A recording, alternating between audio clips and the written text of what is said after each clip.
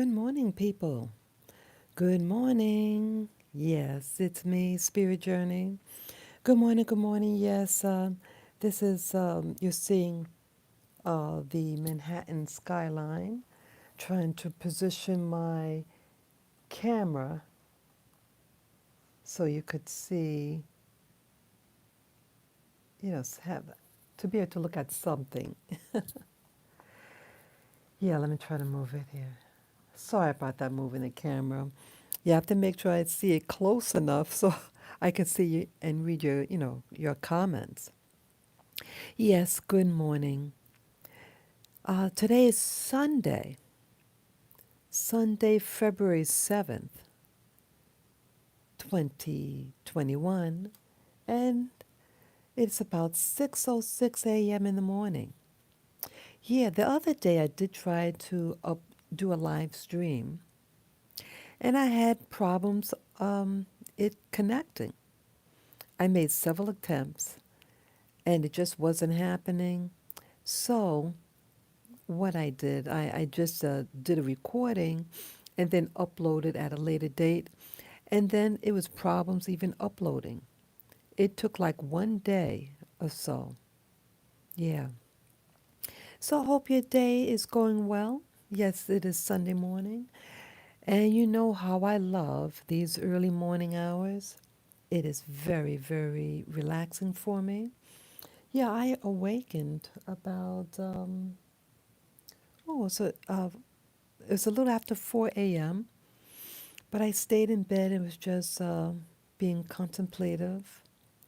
And then I started the day, had to wash a few things in the bathroom. Then I made my tea. I used I think it was the blue green algae and a little ginger. So I was just drinking some of that. Yes, I need to get hydrated. Yep. So let me begin. I want to talk about two things. I had another vision, my early morning vision, and those of you who are new to my channel, what I've been doing since 2017. Upon awakening, I lie still in bed, and I keep my eyes closed. I try not opening them. It makes the process go more smoothly. And when I do that, keep the eyes closed and not opening them and just relaxing my mind, I oftentimes see a vision. Sometimes it's something like a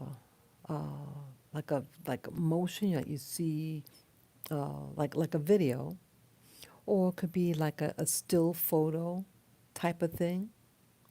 Well, today I saw, yeah, it was weird. It was like a cartoon. Yeah, an actual type of cartoon image. It was very flat, as if it was a screen, and it's animated, and it's like it was a it looked like a drawing. Like you used to watch Bugs Bunny and things like that, and you have all these little different characters, something like that. But this was a drawing of supposed to be a child, and very very short, uh, wearing just neutral outfit, and it had a drawing of the hair, and I think the hair was like a reddish golden color. Um, Caucasian kid, Caucasian, and it had a giant hat on. Remember, like the character Speedy Gonzalez. Uh, that was a caricature of a Mexican with a sombrero. Well, this was a character of a white child with, I think it was like a cowboy hat. Yeah, it wasn't a sombrero, but you saw how like in Speedy Gonzalez, um, it was a very oversized hat. Well, this one was an oversized, I think a type of cowboy hat. It was just really big. The proportions was big. And it was moving like in a tick tock, sideways movement. And, the legs going up and down to simulate that it was moving, but it was moving to the side, towards my left. I mean, I'm sorry, towards my right. I never saw that caricature before. Have any of you ever seen that character? Yeah, I'm trying to like see I do these videos to document what I see, and I'm hoping that someone out there on YouTube land would recognize some of the things or maybe have experienced some of the things, seen some of the things I've seen to see if there's any type of continuity. Is this something that I'm creating in my mind? Um, how do we create with the mind? I think things have to originate from something. It's like your mind is a database. Your mind is a database. Yes, good morning, the viewer. Good morning, good morning. Yes, how you doing? Yes, I invite you to write a hello in the chat room, and you can give me a thumbs up if you feel comfortable with doing so. I appreciate it. It helps with the algorithms. Yes, good morning, good morning. Yes, this is a good morning, people. This is a very good morning. Yes, you're looking at the Manhattan skyline right now, and yeah, I'm off camera. I'm off camera. Yeah, I'm back in my bedroom. Like the other times, I was in the living room. But today, just want to be more incognito. And when I do it this format, I'm able to concentrate better, actually. And it's more relaxing for me. But either way, yeah, I hope you're having a good time. Yeah, I was just mentioning about, excuse me, my voice. Yes, I was just mentioning about the vision that I had. And I will be talking about moving, the moving process and things to consider, my experience in doing research. Yeah, I saw this vision of a cartoon um, of a small child with an oversized cowboy hat. It reminded me of like the Bugs Bunny type cartoons that we saw as children, you know. So that's what I saw. It was a Caucasian child, um, like a reddish blonde, reddish yellowish color hair, and it was like legs going up and down. One leg going up and down each time. Moving sideways. Hey, Sophia. Good morning. Let me read your comment. Trying to move the camera so it doesn't. Let's see here. Yes, it's good to see you, Sophia. Let me read what you're saying. I have to step away from the computer for a bit as I need to pop out of the shops downstairs. Maybe I'll play it back later if you are not still online when I get back. Okay, that's fine. That's right. It's like early afternoon your time. Yeah, it's always good to hear from you. Thank you for coming in. Yes. So let's see. Now I want to talk about. So I'm just positioning the camera so you can see out there. Yeah, I want to talk um, about. Yeah, I talked about moving before. I think in one of my other live streams. Um, yeah, things in New York are changing such, and for here, one of the YouTubers I watch, is also planning on. Well, he wants to move ASAP. Yeah, he was to move last week, but the storm hit New York City, and yeah, New York. Yeah, I had to go someplace yesterday. Where did I go now yesterday? Oh, yeah, I had to go pick up some provisions. And yes, and I didn't bring my dogs with me. Yeah, I wanted, because I knew I wanted to go to more than one place. And I said, hey, let me just go, I have to go food shopping and other things. Let me just, do what I have to do and come back. Yeah, when I got back home, I stayed home. I didn't bring them out. Yeah, I was a little tired. But I figured the places where I had to go. But you get to see a lot. You get to, yeah, I went on a new route, to see other parts of the neighborhood. And yes, more things are closing. And I was surprised how uh, few people are out there. I mean, it was very windy and it was cold. It was like 37 degrees. But yeah, there are people out there at 37 degrees. But it was just in New York City. It's not the same. I mean, it was Saturday morning, and yeah, where are they? Where are the people? Where are they? Where are they going? True, many people could be just at home. It might have been like what time?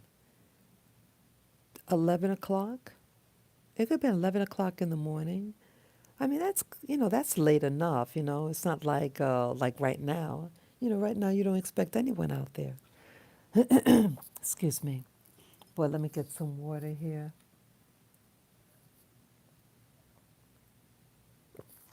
Sorry, sorry about that.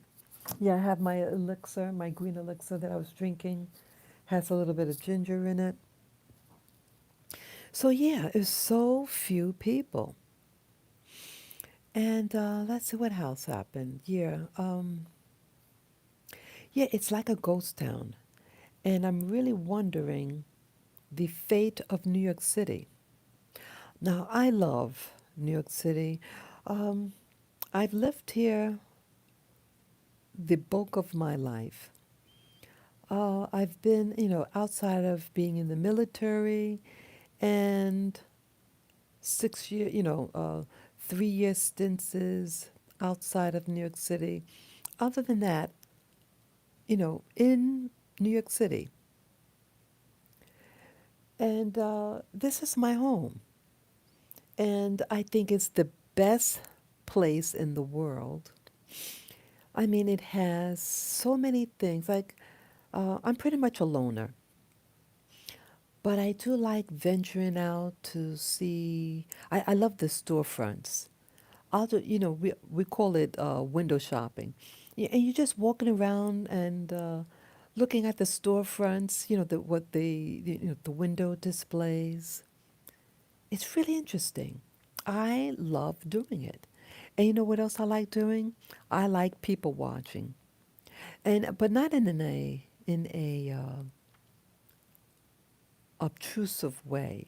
I mean, like you're walking and you see people pass by. I like that. I like seeing people at cafe tables conversing just casually. It's just mental stimulation. I love it.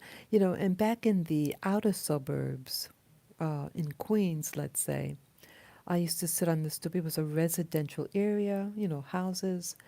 And I used to sit on the porch, I'm sorry, the stoop, and watch the cars go by. And I enjoyed that. I liked, to look at the trees, the lawns, and watch the cars go by. And that's what I used to do. That's when I was a little girl. Yeah, so, you couldn't like really venture out and, so, just stay where you live. And then when you get older and you work and go to, college and things like that, you see more of your world and you venture out more. So living in a place like New York City, in the middle of everything, it's just that. But I see it's going through changes. Yes, a lot of people wear masks in New York City. And I did go online it does advise, to wear the masks. They're implementing the vaccines. I'm not going to get a vaccine. No way. I've already mentioned before with the vaccines, um, it's very problematic for certain people. Um, I was told that the vaccine has the HIV virus component in it. What else? Uh, and it does something to certain proteins, and the proteins that is responsible for the placenta formation in pregnant women is compromised, and so it results in a miscarriage. So it does that, I was told. But again, you guys do your research. Do your research regarding this vaccine. See, they want to frighten you. They want you afraid of each other. You know, wearing a mask, I don't know how it's beneficial, but I could see wearing a face shield that permits breathing. And yes, you could distance yourself, 6 feet apart. That's fine. But to wear a muzzle on your face, and you can't really hear people talk. You can't read the expressions. It's very removing socially. It's making people afraid because you can't read the expression. That's also how we communicate. We communicate with our facial expressions. And when everybody looks sad, it leaves a message, to make people intimidated by each other. And that's not good. It's going to um, harm your immune system. That's an issue, you know? So it's things to consider. I know for me that I will not uh, take the vaccine, but I do believe in taking preventive measures, um, you know, um, try to boost up my immune system. See, we don't live in a bubble per se. I mean, yes, they say it's a dome over the planet, but outside of that, we have to engage in the environment. Excuse me, my voice is going. Yeah, we have to live in harmony with nature. And I find that like when we get too stringent in our behaviors, every few seconds washing their hands in itself, for the sake of washing the hands, it's not really helping to the extent that your body. Now, what are you washing your hands with? You're using an antibacterial soap or just clean water, just rinsing your hands. But when you're using those strong soaps on the hands with the antibacterials, antifungals, it's actually removing your natural body's immune system because you have good bacteria, living organisms on your body. Because see, we don't live unto ourselves. We are the host of many, many living things that live on our skin. And when you remove them, it destroys that balance, that natural balance. And that's what destroys much of our protection. And we rely on these people who are anti human. You're going to follow the rules of people who hate humanity, but they are giving you advice on your health. And they contradict themselves. Dr. Fauci even said in a video that was aired some years ago that wearing a mask does not prevent you from getting viruses. But if you wish to wear one, go right ahead. But it has no protection. So that is his words, not mine. So now he's going to implement, because he's the advisory for this COVID, And again, Dr. Fauci is not a medical doctor. He is a scientist, and a very problematic one at that. If you look into his work history, his history on, um, as it pertains to the HIV virus, yeah, he was around during the HIV scare, and things that he did as a scientist, which was unethical. So you have a so-called scientist who's controlling your health. And yet, when a medical doctor who treats patients and successfully for the COVID, their videos are removed. So I think that's problematic and is removing your freedom of choice of information about how to conduct your personal wellness for yourself. So I think that is very problematic. Very, very problematic. Yes, it's the vaccine is problematic, and then you have to have multiple ones. And then they said, well, I'm sorry, the vaccine does not prevent the spread. So why take it if it doesn't prevent the virus from spreading? They said, oh, well, you could be a carrier. You may not have any symptoms, even though you take the vaccine, but you could be a carrier. See how they do that? That is problematic. But again, let me move forward because this video is not about the vaccine per se, but um, I mentioned about the vaccine scare because again, when I went outside, there's heavy masks use and more stores are closing because of the COVID and the lockdown. And so that is making me um, seeing the city is getting like a ghost town, and I don't think it's ever really. I don't feel it's going to recover, and I'm afraid what it's going to grow into. That's why I'm making mention. That is the significance of what I'm talking about. It's not going to be. I'm concerned about how it's going to turn out in a year's time.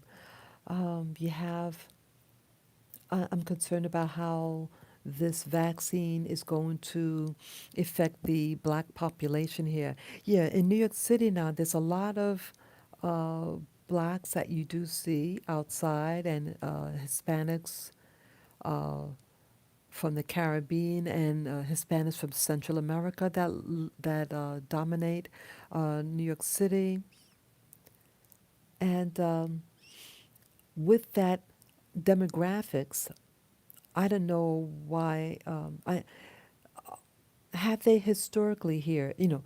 Have the system treat ethnic minorities well? Aren't they historically targeted as it becomes to one's health care?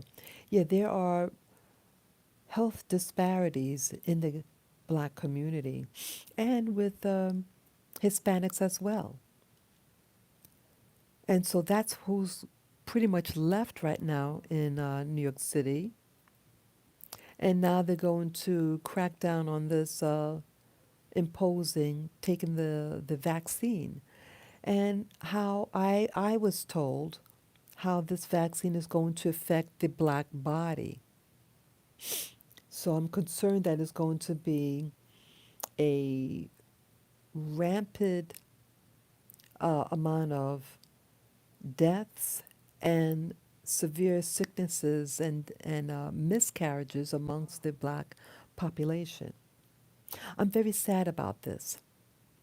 And again, you do your research because people, even though what I saw over uh, YouTube, the medical findings, it could be wrong information or incomplete, but it's still the information I received. And so I share it in hopes that, hey, maybe you might find other information and share with the rest of us.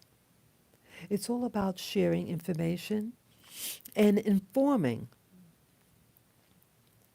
to protect the general population. Most of the people that watch my videos are people of color. But again, anyone could watch my videos. Anyone is welcome to my videos. And again, I don't want any race, nationality, etc., to be harmed in any way. I care about all people. But it's always good to care about yourself and the people of your community. So, it saddens me. And I have been, especially after hearing about this YouTuber that I watch who lives near me, that they want to move. And that they were going to move about a week ago, but the snowstorm hit. So, yeah, that person's going to leave.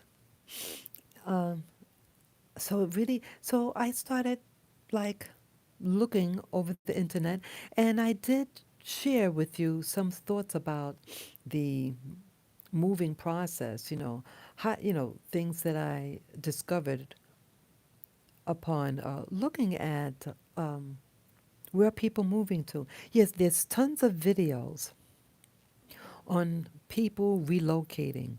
And there are lists of different states in America where the these people are moving to. There are people, there's statistics upon when you leave a place and people entering uh, the different municipalities take take down these statistics about the migration patterns in America. So, rather than feeling more relieved about this whole thing, it's producing anxiety in me. Anxiety because I don't want to leave New York City. This is my home. It's so convenient for me. I could walk anywhere. I have uh, I can buy my food. I could go to the post office, bank, parks, all in walking distance. And you get spoiled by that. I don't need to go to take the subway or bus. I walk everywhere. But if I need to, some places will be too far if it's like the outer boroughs or way uptown, you take mass transit. Yeah, I don't have a car. And I don't want to drive. Yeah, I do have my driver's license. I used to drive when I lived out of state. But here in New York City, I don't feel comfortable behind the wheel. Yeah, I did try to reconcile that and take driving lessons in New York City. I might try it again. Yeah, I'm nervous, folks. Yeah, the drivers here are cuckoo. Yeah, yeah, my little dog is right next to me. He's blocking the window. Yeah, that's him making that noise. It's my little boy, my little Pekingese boy. So, yeah, it brought anxiety to me because when I was watching the different videos on, the different statistics, giving suggestions, um, what they don't say, like when it is a Caucasian person that's giving the information, they're speaking out of their understandings and out of their orientation. And so when they say something is safe and nice, that's usually a code name. And some of them try to be funny about it. When they see there's no graffiti here, and you know what they're getting at. And they're right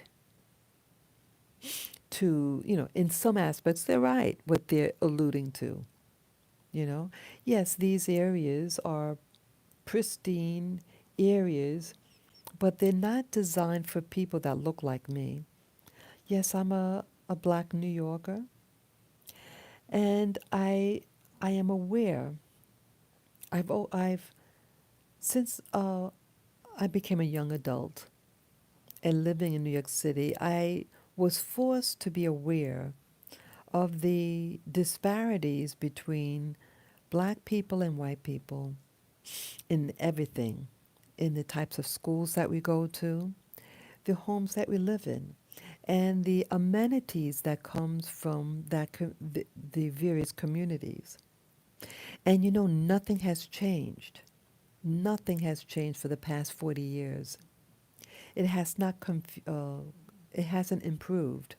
Even though yes, you have what they call like that's the term diversity is a very popular word amongst the black and brown communities here, but it doesn't mean anything. And yes, I'm dismissing that terminology because it really, really doesn't mean anything. The term diversity, it's used in a way that it's supposed to sound positive. Um, but in contrast, now, who's in general using the word diversity are people of color, primarily black Americans. Why is the term diversity important to you? And this is the meat and the heart of this part of the video that I'm going to be discussing. Um, I think it's being overused. And diversity is a code name for hoping and wishing that because white people are around us or we're around white people, that we're being included in things socially. And that isn't the case to some degree. Yes, you may be see more interactions physically, meaning you can go to a store and you'll see different people. But again, excuse me, people, it's where you live. People live in different communities, and that has not changed.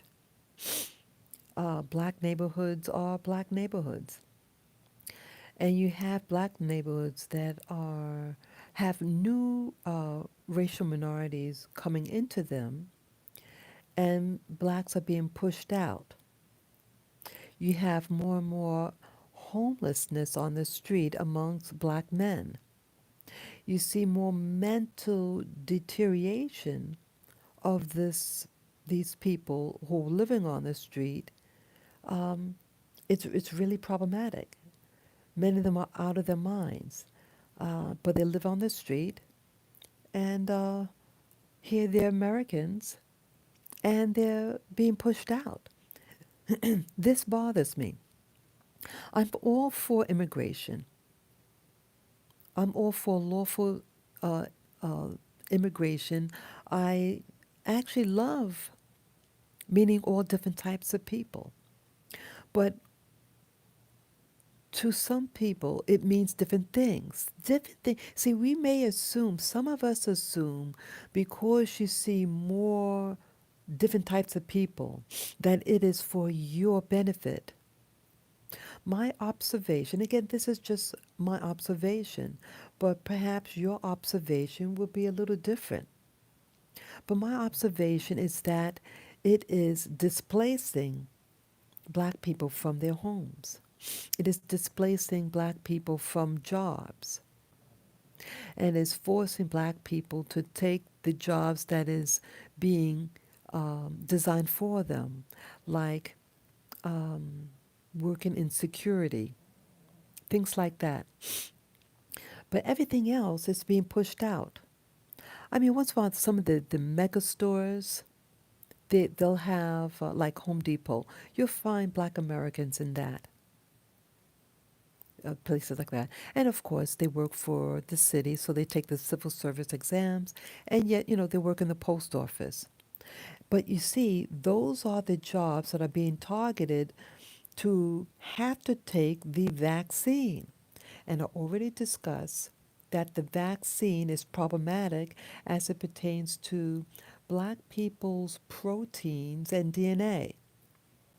That is problematic, and it has a way against us. So if it's going to be targeting our genetics, aren't they going to slowly and slowly be removed from the jobs that they are in? Because they're going to get sick. They are going to get sick. And I feel that these vaccines is for euthanization. Euthanization meaning to kill you. And there is a movement of, in Georgia, it has it, those Georgia Guidestones, they call it. And what did it say? To leave on the planet only 500 million people for the entire planet. And that is to destroy, I think, over 90% of the world population. So here, that's Georgia, the state of Georgia. And Georgia was involved in the destroying of the uh, voting ballots to uh, increase the chances for Biden to win. Uh, it was all criminal behavior, but you notice there is no prosecution against these people who were viewed on camera doing what they were doing with the ballots. Okay? So, yes, the system is borrowing the black community to do, some members of the black community who are not awake, who aren't woke, as the expression goes, and use them to do the dirty work. But when everything is said and done, you are going to be removed.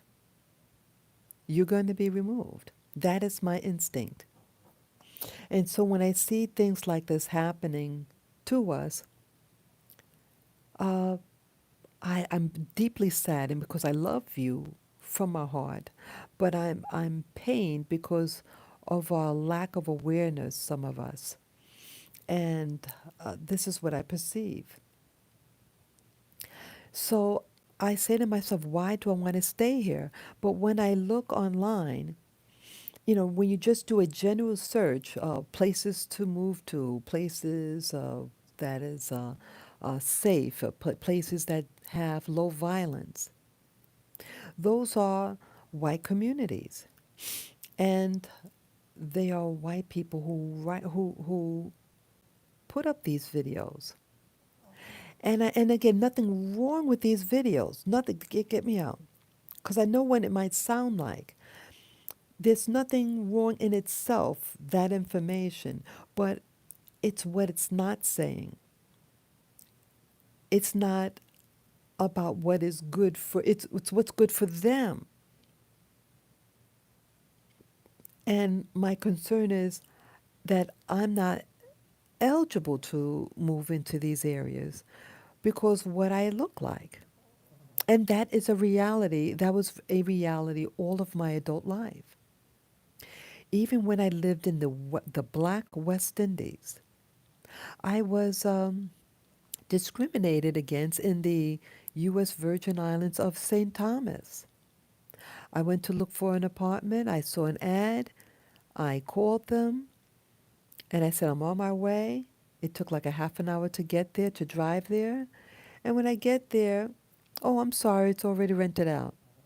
And the same thing happened to me in New York City when I looked for an apartment. The same exact thing. I was at my job. I was about to leave for the day, and I responded to an ad. I called them. I said, okay, I'm on my way. I'm leaving my job, leaving work to get there. I get there, and then I see her peeking through a window and then cover close the blinds when she saw that I, was looked up. So I knew someone was home. I kept ringing the bell. And then she finally opens the door and says the same thing. Oh, it was taken. See that? So even in a black island or predominantly black place, the white people that live there discriminate against black people. So I'm reminded about things like that, and it hurts my feelings deeply. And it doesn't matter that you're a veteran. It doesn't matter. I served my country, and I love my country. I love my country. But it may not love me the same way solely because of my looks. And so, I mean, the information could be valuable to get general information about, let's say, the tax laws that might be, regarding, like, uh, about property tax or um, income tax, all these different things that you should consider uh, before moving into a location. Yeah, that's very important. It's very good information. But outside of that, they never mention, it's never mentioned by them. And I ask myself, why? Well, it's because they don't have to, because they are only speaking from their perception, their perspective. They are who they are, and so they're only going to move into areas with people that looks like themselves. And nothing's wrong with that. Most people want to live where they have some commonality in. So it could be based on their race or their nationality or their language is spoken in that area. Um, uh, Occupation, because let's say it's an art community, and so you have different artists coming together and share their art. It's all different. Or religion. Let's say there are religious requirements in that um, individual that that it's limiting for the type of lifestyle that they have, and so people of the same lifestyle um, would tend to live together so that everything is in order and for them to practice their religion. So nothing's wrong with that, but it's when you are in general of the same culture, basically, and the only thing that's really different is the way they look. Outside of that, they're the same people, but it's that aspect that I'm addressing. And so the videos, the mainstream videos don't discuss this. I have to physically type in places for black people to live. Where are black people moving to? And what I've seen in some videos, some of them were very professionally done by black people. At least they were starred in it. Um, but everything, like they would show these beautiful aerial views. But my instincts telling me, it didn't show where they live.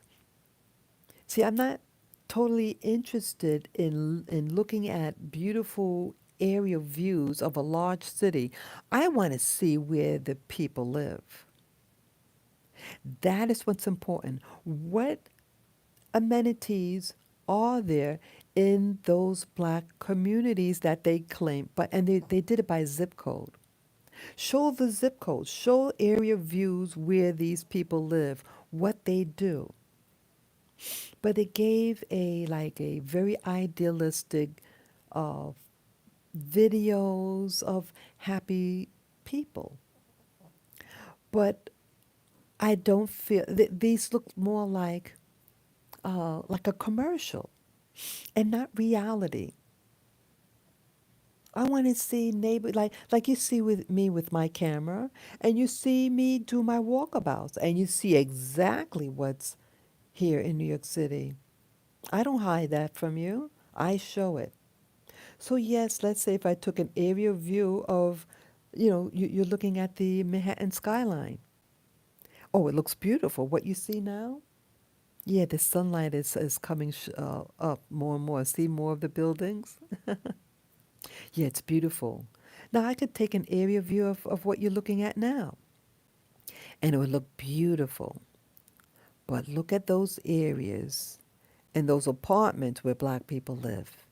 It is awful. What you see here. And you see my with my body cam, I had my body cam on, and you saw with your own eye, you see with your own eyes how even blacks affect me. I mean, what they say to me. Yeah, I did a walkabout. I did not upload it, but I had somewhere to go. Was it yesterday or the day? No, it was 2 days ago. I had my body cam on, and an event happened. Yeah, we have a lot of immaturity in our community, unfortunate. And um, I think it got caught on camera. A young black woman, I assume that she was of that college. I was walking past one of the colleges. There was a bunch of students sitting, sitting down outside the building. And I noticed one of them. And I had walked maybe 80 feet away. And then all of a sudden, something catches my corner of my eye. I see the same woman on walking severely hunched over, like she's creeping next to me, and she's giggling, acting cuckoo. So I look, and then she walks in front of me, starts laughing in hysterics, and then scurries back. And when she had gone in front of me in this weird laughter, and there are people around, other students around, and I said, "Are you, what's up? Is everything okay?" And she just laughs and walks away. See, a lot of people from our community act like buffoons. We lack knowledge. We lack knowledge on how to treat each other. So here, all throughout 2020, the year 2020, about Black Lives Matter, but she demonstrated that black lives and black respect didn't matter to her. And I'm her elder. I'm old enough to be her mother. And she does this. And this is something that's very problematic. And so we need to address those issues. And also from this same school, it's a FIT. And I took a class there years and years ago, almost 40 years ago. I took a class there. It's a fantastic institution. They teach you. I took jewelry design and rendering. Excellent school for fashion. And so, yeah, so I went there. Um, we have to mature people. That yes, it was your season, or they made you think that it was your season 2020 in asserting yourself. But you lack maturity. Many of us lack maturity, and we do things. And we do things to our own. Why did you do that? Yeah, if I have it on camera, I'll probably upload it. See, we need to mature people. You have young black people who act out, who try to harm and disrespect other black people from the community. And again, I'm probably 30 years older than her. Yeah, this is a college girl. I assume she was going to that college because that's where I was walking past, and people were all hanging out there, all different types of people.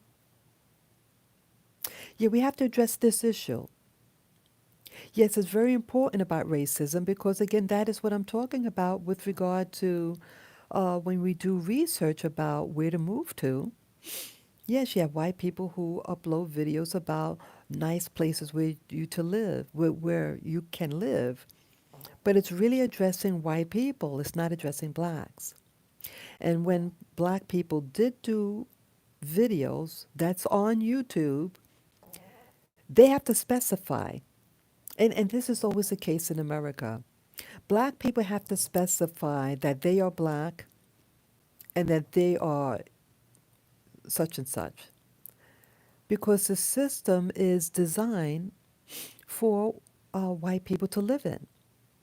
So if it's designed for you, you don't have to say the obvious. It's designed, it's all for you. But we have to specify because the rules do not apply to us. It's not the same rules. We have to live by different rules because we have different outcomes. And this is where my anxiety, my great anxiety, is coming from. Just exploring the idea of moving from New York City, my beautiful city. Um, it's not addressing. It's showing different areas. One thing that it did not show, it focused on cities. It said what cities are black people moving to?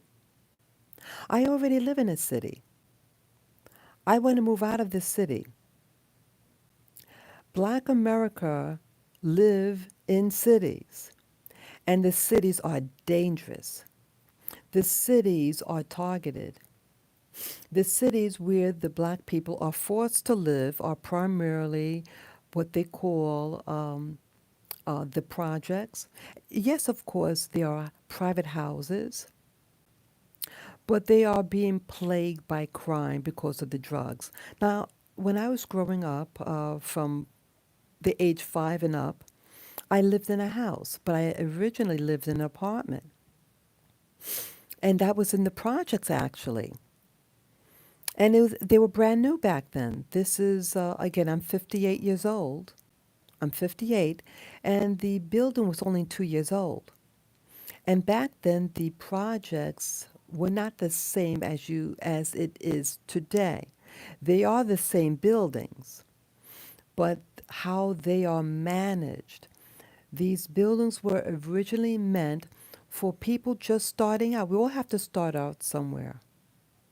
We all start out. We graduate from high school, and then we look for a job, or we go to school, and then you have to find a place to live. And so these were apartment units that the government made for for people just starting out. But then it changed, and it made it so that it's to keep black people there and to encourage white people to live. Because when I lived there, the white people lived there. I remember seeing white people there. Yeah, I remember that. Yeah, white people lived in those projects. And like my family and their families, we moved out when you got a little bit more money and you were able to afford the down deposit to buy a home. That's what happened. But then the system changed and it was designed to keep you there. And then the so-called diversity, because now at this time, the 1970s is when the status, immigration laws started changing. And it was to bring in people from other parts of the world that was denied access. But that was done by design to compete against you, the black race. And so then they started um, coming into to live in the projects, to live in the homes, to get the jobs that you were to get. And now you're not getting them. Now you are living on the street. Yeah, again, when I do my walkabouts in this city, who do you see on the streets? If you see them, who do you see doing the drugs on the street? It's not the new immigrants, it's you. And this brings anxiety to me. This makes me incredibly sad. I'm so sad for us as a people. And it makes me sad because I don't feel safe here anymore. Again, as I shared many times, that last year I got groped by a person wearing the Black Lives Matter T-shirt, and he did a pretense to distract me. He planned what he was going to do. And yes, I called the authorities, the cops. It took a half an hour for them to come, and there was other drama regarding that. And a black woman wouldn't help me. It was a young black woman at the store where it happened, right by where it happened. And she started yelling at me. So here, as a mature black woman of 58, the young black women here in New York City have no sense of community or helping or respect. I was dressed very respectfully in both instances, with the college girl and the girl in the store who I went to try to get help. I was afraid when I got groped. It's fearful, ladies. When you are assaulted by a man, we don't protect ourselves. And so, I'm sorry, that's my little baby boy. Yeah. And so, how could you then demand white people to demand respect for you when you don't respect your own?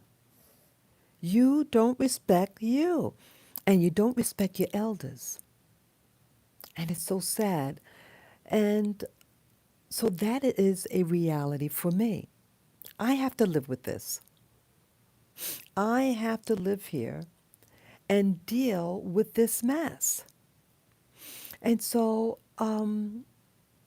I was pondering the idea of what it'd be like to, different areas where people are possibly moving to. Or where are black people moving to? Where are professional, where are the older black community moving to? That's another thing where I couldn't find. But if any of you who see this video and who know where to move to, especially for older people, I'm 58 years old. Um, I would love to live in a community where they have black people, because I don't want the headache of not being accepted. That is a reality. That is a reality. And I'm not interested in living in an urban setting because they all are the same, I perceive. I perceive whether it be Detroit, Atlanta, Chicago, uh, Tennessee, these are all they're all the same. I want a change of pace. I'm not getting younger. I'm getting older. And as you get older, folks, you want things more comfortable. You want mild weather. You want easy access to things, to travel to. And you want to have a sense of safety. And unfortunate, the places, I perceive that they're not here for black people. And this makes me sad. So, yes, excuse me. Yeah, let me get some water right next to me.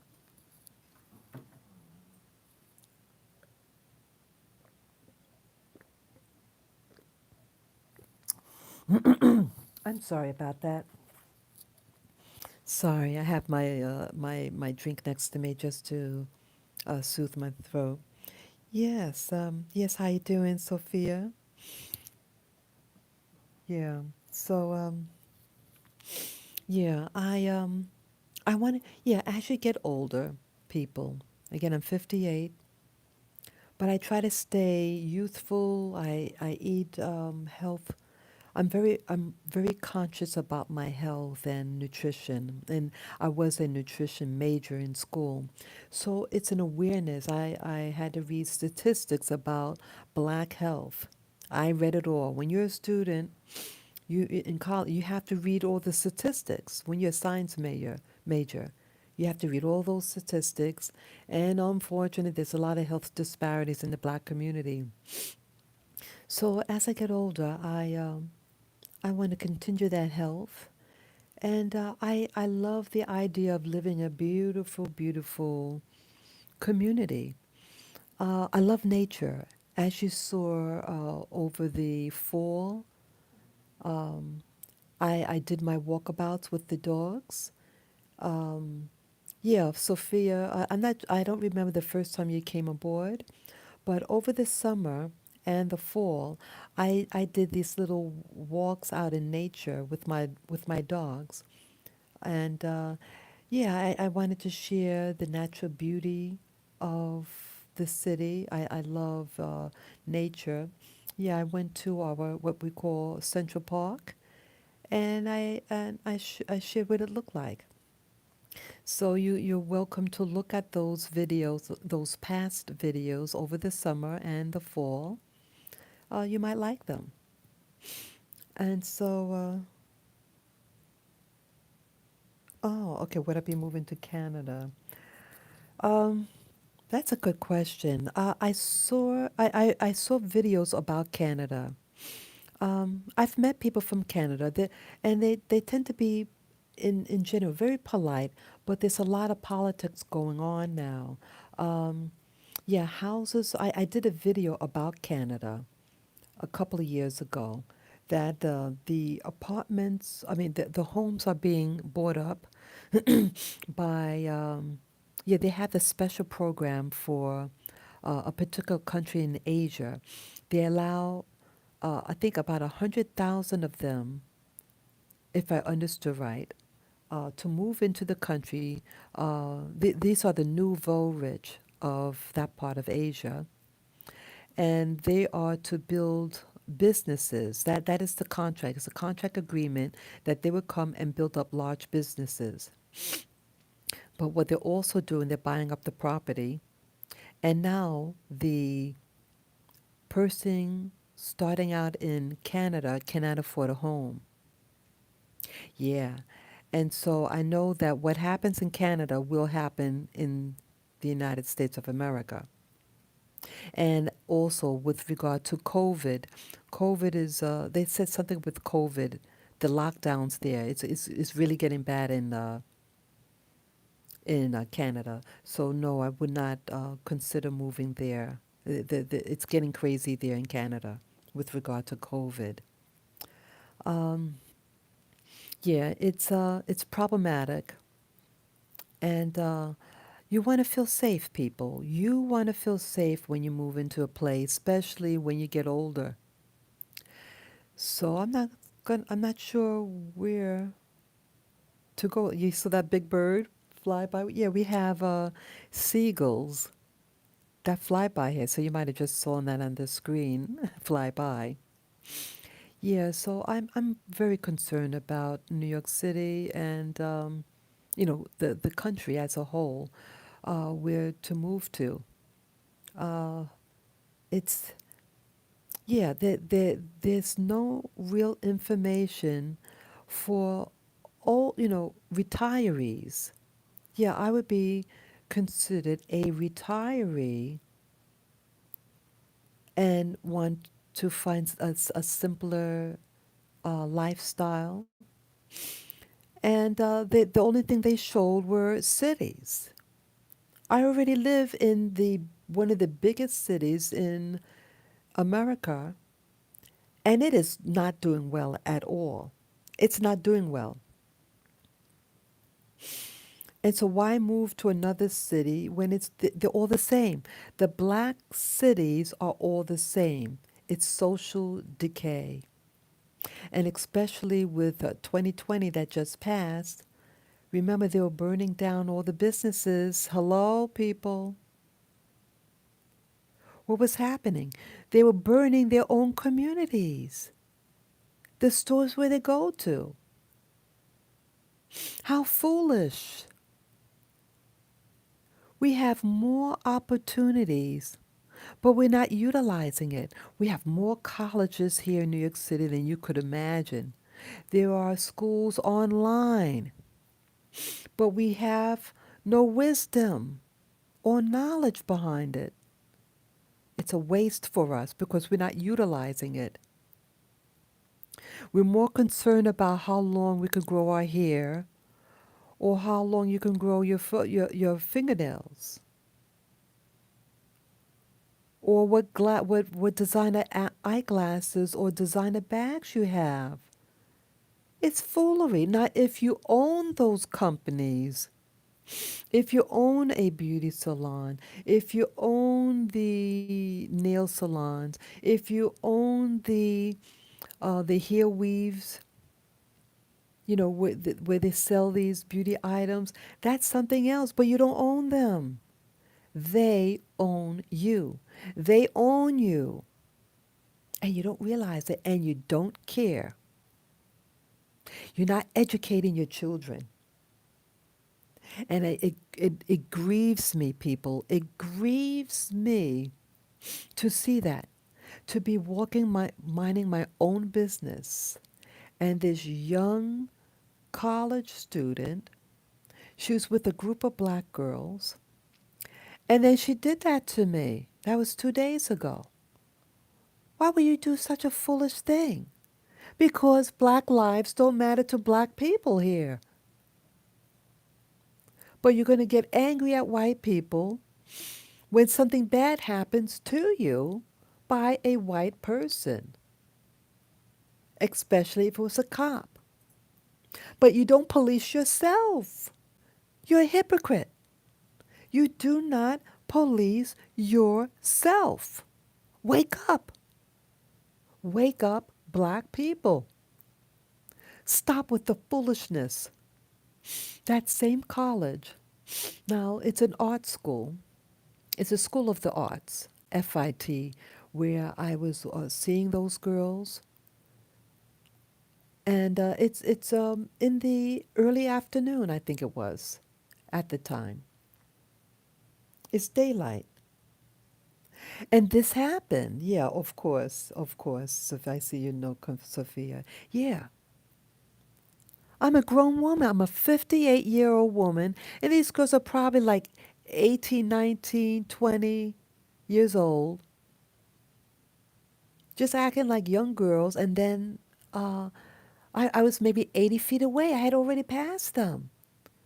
And she was tiptoeing right next to me, real close. And then runs in front of me, looks at me, laughing and laughing and laughing, and runs back. But before she ran away, I said, "Are you okay, miss? What's up? What's going on?" And she said nothing to me. See that? We're preoccupied with foolishness. Yes, on FIT, that college, it's an art school, and they have murals throughout the building.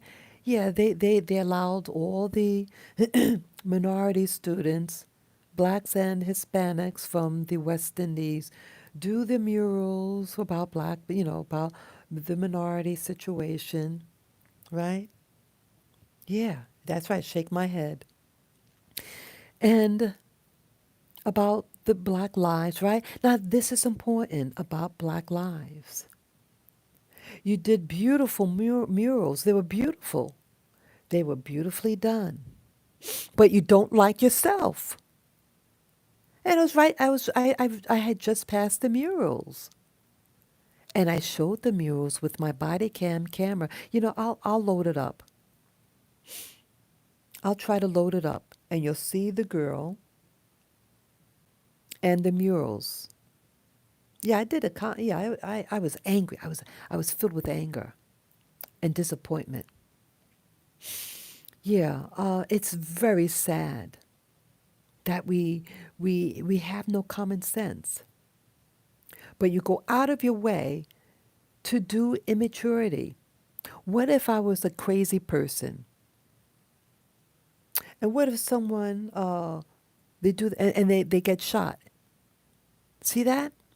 Anything can happen. People, black people, stop with your foolishness. You may do things to the wrong person. And I'm not threatening. I'm not talking about myself. I'm not talking about myself, but you have people out there who are not balanced, and you think you're cool because you think you won the fight regarding the election. Yes, we have a new administration in government, but they're not on your side. And so you're cocky. So you're cocky right now, and you're cocky with older black folk because black lives don't matter to you. You don't like other black people. You don't like the older black people because you know what?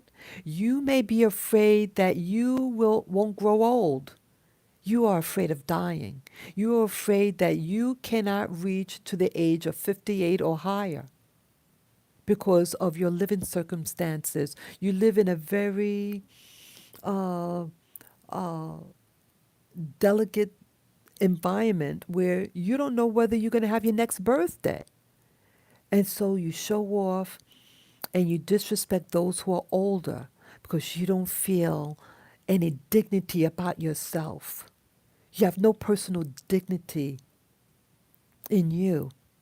And so you see a woman that you wish you maybe become more that you wish you looked like, but you don't have it. You don't have what it takes to reach 58 years of age, to dress respectfully, to carry yourself respectfully. And yes, I had my body cam at the time on the center of my chest. And I don't know whether someone said, hey, that good lady has a body cam on. So what if I did? You should have one too. Because you might become a victim to a crime. And remember also last year that black people were being taught, some black people, well, I should say, let me correct myself. This one black person last year in New York City, in Central Park, was lied on by a white woman regarding the dog situation. Her dog was off the leash, and the black guy told her that her dog needed to be on a leash. They have signs everywhere, and I've showed the signs on when I did my walk that you have to have your dog on a leash because it's like a private reserve for the natural wildlife there, right? And she didn't want to listen, so she threatened him and said, "I'm going to call the cops and say that a black man did something, hurt her and her dog." And she did it on camera. The black dude had his camera, video camera, and recorded the whole thing.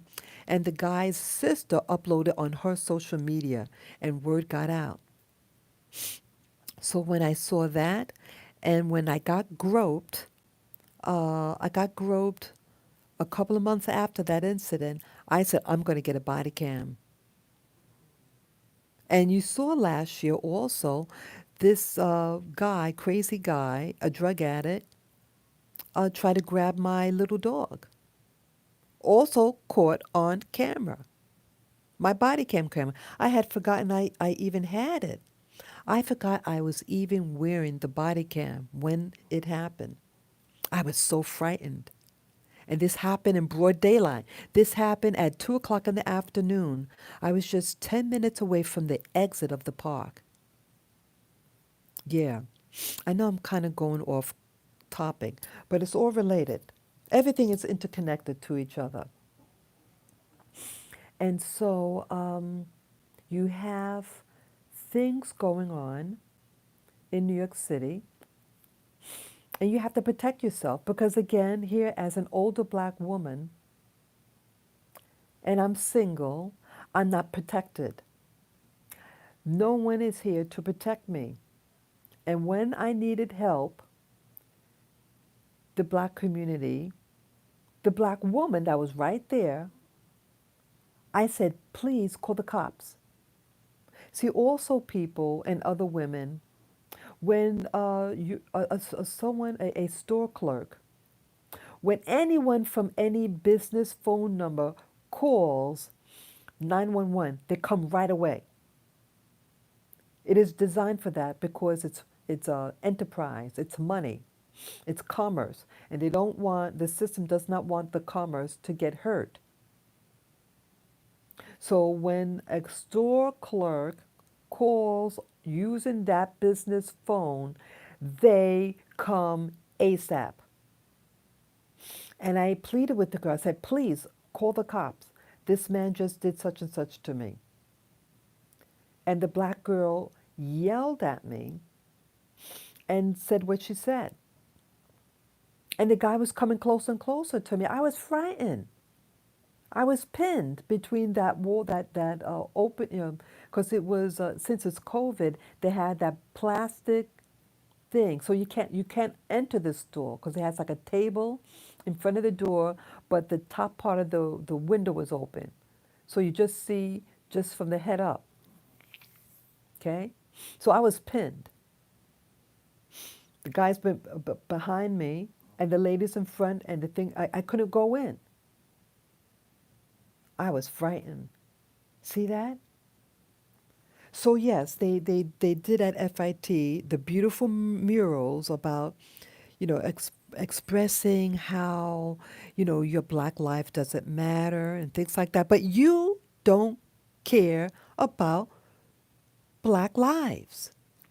When you live and interact with other black people, you show your hatred. You show your hatred to middle-aged black women, respectable black women. You don't respect yourself. That's why many times you act like buffoons outside because you're uh, uncomfortable and insecure with yourself. And so it's always like a front how you act. That's how you cope. But that's not helping you, and it's very immature. Yes. When you see respectable black women, you don't know how to respond in a positive way. Many of you, not all of you, not all of you. But the people who should really care are the ones who are not. These are the ones that write the who draw the murals about black lives being destroyed. When you're destroying it, who was burning down those buildings? Who is bringing in drugs? Who's selling it to other black people? Who is shooting other black people in black neighborhoods? Black people. I'm starting to feel like I'm being a victim of the black community, who I love. The bulk of my videos on this channel, Spirit Journey channel, I would say for the past 2 years especially, past 3 years especially, is with the black family, the black individual in mind, to try to encourage you to love yourself, to hug yourself, to not feel like you have to call yourself an Indian, to feel like you have to call yourself some other name so that you love yourself. So you make up a history about yourself, a history regarding your stay here in the Americas, just so that you could mentally cope. I'm saying love yourself. Yes, our history is what it was. Stop pretending that slavery didn't happen. It happened. And move on. You had courageous people in the black community who died trying to protect the community. Learn from them and emulate their personal excellence in order for you to become an excellent citizen of your community. No matter what your race is, people, anyone who's watching this video right now, be your own personal excellence so that you could help yourself and help others. It's about helping each other. It's not about destroying each other. And the other thing that I noticed with the videos as I started looking more and more into where I could live as an older black woman, that what it excluded, what I couldn't find. But again, if any of you know the answer or suggestions, please give it. But I could not find rural America. Rural America for black people. Where is it beautiful and safe and clean for rural America? You know something? Black people are discouraged to live in rural areas. Why? Because there is a plan to for because at one time most of us lived in rural America. And then they forced us off of these rural areas into large cities. They fooled us to think that we can get fantastic job opportunities and living conditions. And the only thing we really got here was pain and suffering. Pain and suffering. Yes, some of us live in nice private houses. Yeah, I lived in a really nice private house. And the area where I lived was an area that, like, typical of New York City's residential areas, the private home areas, where they used to be white, and then they have what they call white flight, and the whites left. Or that the whites outgrew their community, they got elderly, and they moved on into maybe a retirement community, or they moved to where their children live, and they, died, there with their family members. That's what happened. But either way, when they left the community, they took the amenities with them. And so even when a black person moves into a community with amenities in it, it doesn't stay. I call that stealing. I call not that the black people are stealing. No, no, I'm not saying that. But when a community is such that has the amenities in it, and when it is taken away, it's taken away purposely because they don't want you to enjoy the amenities of that neighborhood. But see, that's what sold the community, that specific community. When you moved into an already established uh, community. A school system, a shopping center, medical, etc. Everything, right? It sold it, and that's why you had to pay the type of money you had to pay. So they took it away, and then it became private houses for black people, but a ghost town. It wasn't thriving. And you had crime, and you had overcrowded schools. Where, why would I, in my right mind, why would I want to move into a large city or even a suburb? Because you're going to be left with the same problem. We have to fix our problem, or it follows us wherever we go. And this saddens me. I don't want to have to move into a community where the people uh, I don't have much in common with. But the only thing that's really selling the area is the amenities. I want the amenities. And it's an unfortunate reality that these amenities won't be in communities of color. I'm being honest. I'm being honest. I want to live in a very beautiful, naturistic, kind of country-like surroundings. I want to live where I want a property of land. Yeah, I want to grow a permaculture garden. I want an edible garden. Yes, edible garden, because you should make your food. You should grow your own food because many of the foods, especially the foods that is targeted for black communities, are inferior in quality and they're filled with chemicals and nanoparticles, people. And I don't want that in my body. But see, many of you don't care because you don't cook your own food anymore. You eat out fast food places that cook with old oil, fried food that's cooked in old oil. And don't you ever wonder why you're so overweight? Because you eat all that bad food. My mother will be 92 years old in a couple of days. She cooked her own food primarily. Yes, on occasion, on small occasions, she may eat a little treat, little something fast food, upon coming home, but hardly. And so this could be attributed to her slim weight. She's relatively slim.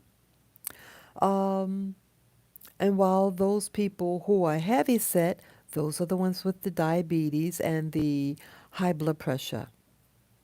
I am slim. I am currently at a healthy weight and my ideal body weight, actually.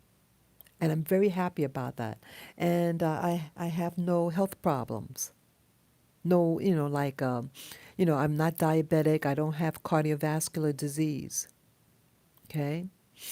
So I am actually, uh, I'm at a better health than most people from my community. And so I try to live by example to eat healthy food. Yes, I do like eating out. I do. When I do, I enjoy it. But I also cook my own food. And so I'm encouraging you guys, cook your own food. It's okay to cook your own food, but we're becoming lazy. Oh, I don't feel like cooking. I worked all day. Oh, let me eat at this such and such food. And you tolerate these places moving into your community, and this food is old food that's making you sick. But see, you don't boycott that. But you're going to boycott someone that was killed in some other state. It didn't even happen in your state, but you're going to riot and burn down buildings where you live, even though it didn't happen in that neighborhood, because what you heard. And you start to act out. But you don't violate, you don't violate anybody's property. You do no harm. Do no harm. You don't hurt anybody. You don't hit anybody, and you do not burn down or destroy someone's business by fire or arson and throwing bricks at people's windows. You don't do that. You do not do that to anybody, regardless of their race, religion, creed, whatever. You don't do that. You do no harm. So that's what happened. You don't say a damn thing.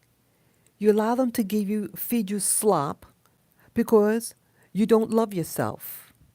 So you eat, eat, eat, and get obese, obese, obese. Black America is the fattest community in America. We are the fattest. We die the earliest in America. And as a science major of nutrition that I got a degree in, my master's degree in, I know this because I had to read up on it. And it saddened me. It saddens me because you don't care. You're short-sighted. You're very short-sighted about your own health. You just want the now. You're not really willing to work for something. You want instant gratification. And those people who do have discipline are usually immigrants from other black countries who, in their countries, it's utmost poverty. And they come here knowing that, hey, if I work hard, and discipline. That's the key word, discipline myself and learn how to save my money so that I could get things, to get an education, or to open up my own business. But you don't do this. You don't. And if we try to improve ourselves, you'll name call us and say that we're trying to act like white people. It's like you don't win. So I long for knowing as a black woman, and I wish it didn't matter what race I was. I wish that we were all uh, uh, oblivious to color and nationality and race, that I could live anywhere where I could afford. But I know that's not the case. And I want to be able to find a safe place, if I do decide to do this, a safe place that I could move to. I love the idea of living somewhere in nature. That is my fantasy. And the other reason why I'm interesting about that I want to live in the countryside is because I feel getting close to nature is getting close to God. I know that sounds corny, but it's that what I believe. It's my fantasy to be able to wake up in the morning and to see the sunrise and the sunset. Where I live, you can't hardly see the sunrise or the sunset because of all the buildings. I would have to physically go, uh, at least on the west side, to see the sunset. But it's hard to see it. And what else? I want to get away from the danger. Yeah, it's not white people who are groping me, who are laughing in my face, and you do have white people who uh, I shared in that in a video about the masks. They're the ones who get hostile with the mask if you're not wearing a mask. Yeah. Um, but my physical body, when you have to fear whether someone is going to physically hurt you and you're a middle aged person, that's when it's a problem. It's not white people who are doing this to me in New York City. However, I have been in areas in New York where it's a predominant of white people and it was problematic. Yep, and they let you know that they don't like you. And even if you're a female and they are a male, that male would hurt you, physically want to hurt you. And I think that's sad. Urban centers are designed for black people to live in. We are surrounded by others. We do not control our food system. We do not control our water system. We are usually not the landlords. We don't own where we live. We are at someone else's job. And so you're at the employer's mercy. So we are not empowered. But over the year 2020, they utilize blacks who live in these large cities to commit acts of violence against other people's property, against other people's body.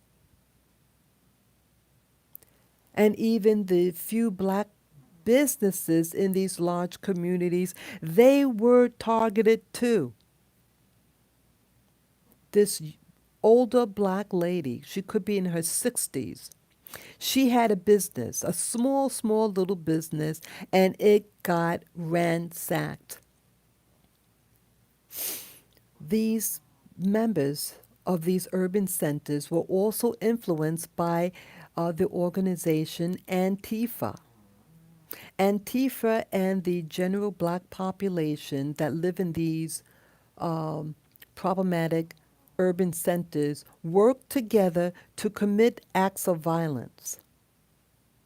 Why is it that you can work with these white people, Antifa, and to do these acts of violence, but here I was just walking, minding my own business in New York City. I was nicely dressed, minding my own business. Yeah, I was coming from my guitar lessons. And yes, I did have my body cam on, attached to the front part of my body. And this young black woman, who's a college student, was acting foolishly against me. Why is this? Why don't you know how to work alongside a black woman who is about the black community, who wants to try to encourage you to be your own personal best so you don't have to act like a buffoon and ask for white people for handouts? Why do you do such foolishness? I love you. I love you. That's why I'm doing these videos. I do these videos to help anyone who's willing to listen to wake up. And even though I may say black people, it applies to every race of people who want to be their own personal best, who want the beautiful things in life, who want to have excellent health. I want all races to live in harmony with each other and with themselves. I want the American dream for every human being here in America, regardless of race, religion, color, etc., etc. That is what I'm all about. That is what I've always been about. And yes, some people I tried a couple of days ago try to twist my words and even say things that I never even brought up during that live stream that I did. Yeah. And yes, I had to do something about it. I love all humanity. I love us all. But I know that some things, I know some places I know won't be safe for me to go to. And it's that reality when I was doing a little inquiry about moving, where I could move to that would be really nice, clean, a little fantasy. My fantasy is the countryside. Yeah, that's my little fantasy. And have my little animals with me. I have my three little dogs. And to walk on a property that's mine with no cars that could run them over. But you have to be wary with the owls, though. You saw those videos when an owl, no, not it was owl. It was like a vulture, something like that, something like a vulture that grabbed this lady's dog that was in their backyard. And someone, they had cameras on at the time, and someone in the house heard the dog making noise, screaming, and they ran out to see what's going on, and they see a giant bird trying to uh, kidnap their dog on camera. Unreal. So yeah, you have to be careful with large birds and little dogs, because those little dogs could be their meal. But yeah, that is my fantasy, people.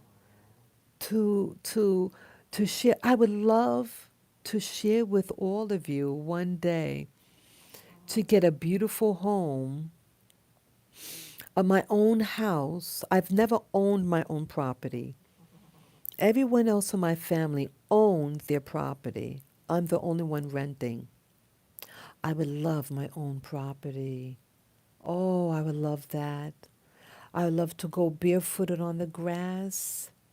Oh, I would love to walk on the grass, to show my little dogs, and cook beautiful meals in my own home, to eat at a beautiful table outdoors and sharing beautiful videos with you.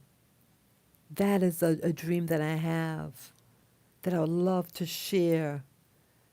Love to share with you how to make soaps. I did do that one video last year, that it kind of backfired. The soap, it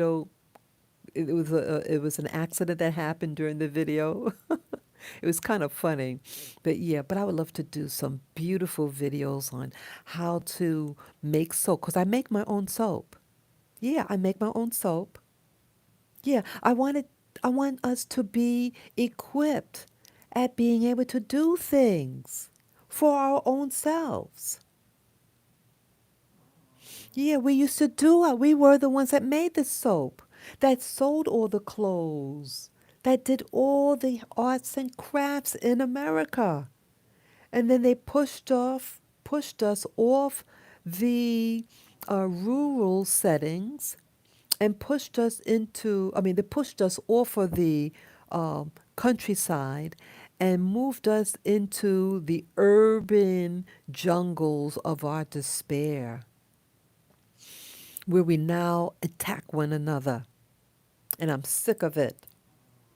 And I'm getting older, and I have a dream. And you have people in your history in America who had beautiful dream for you, but you decided you didn't want to work for it anymore. Yeah, Martin Luther King Jr. Had a beautiful dream,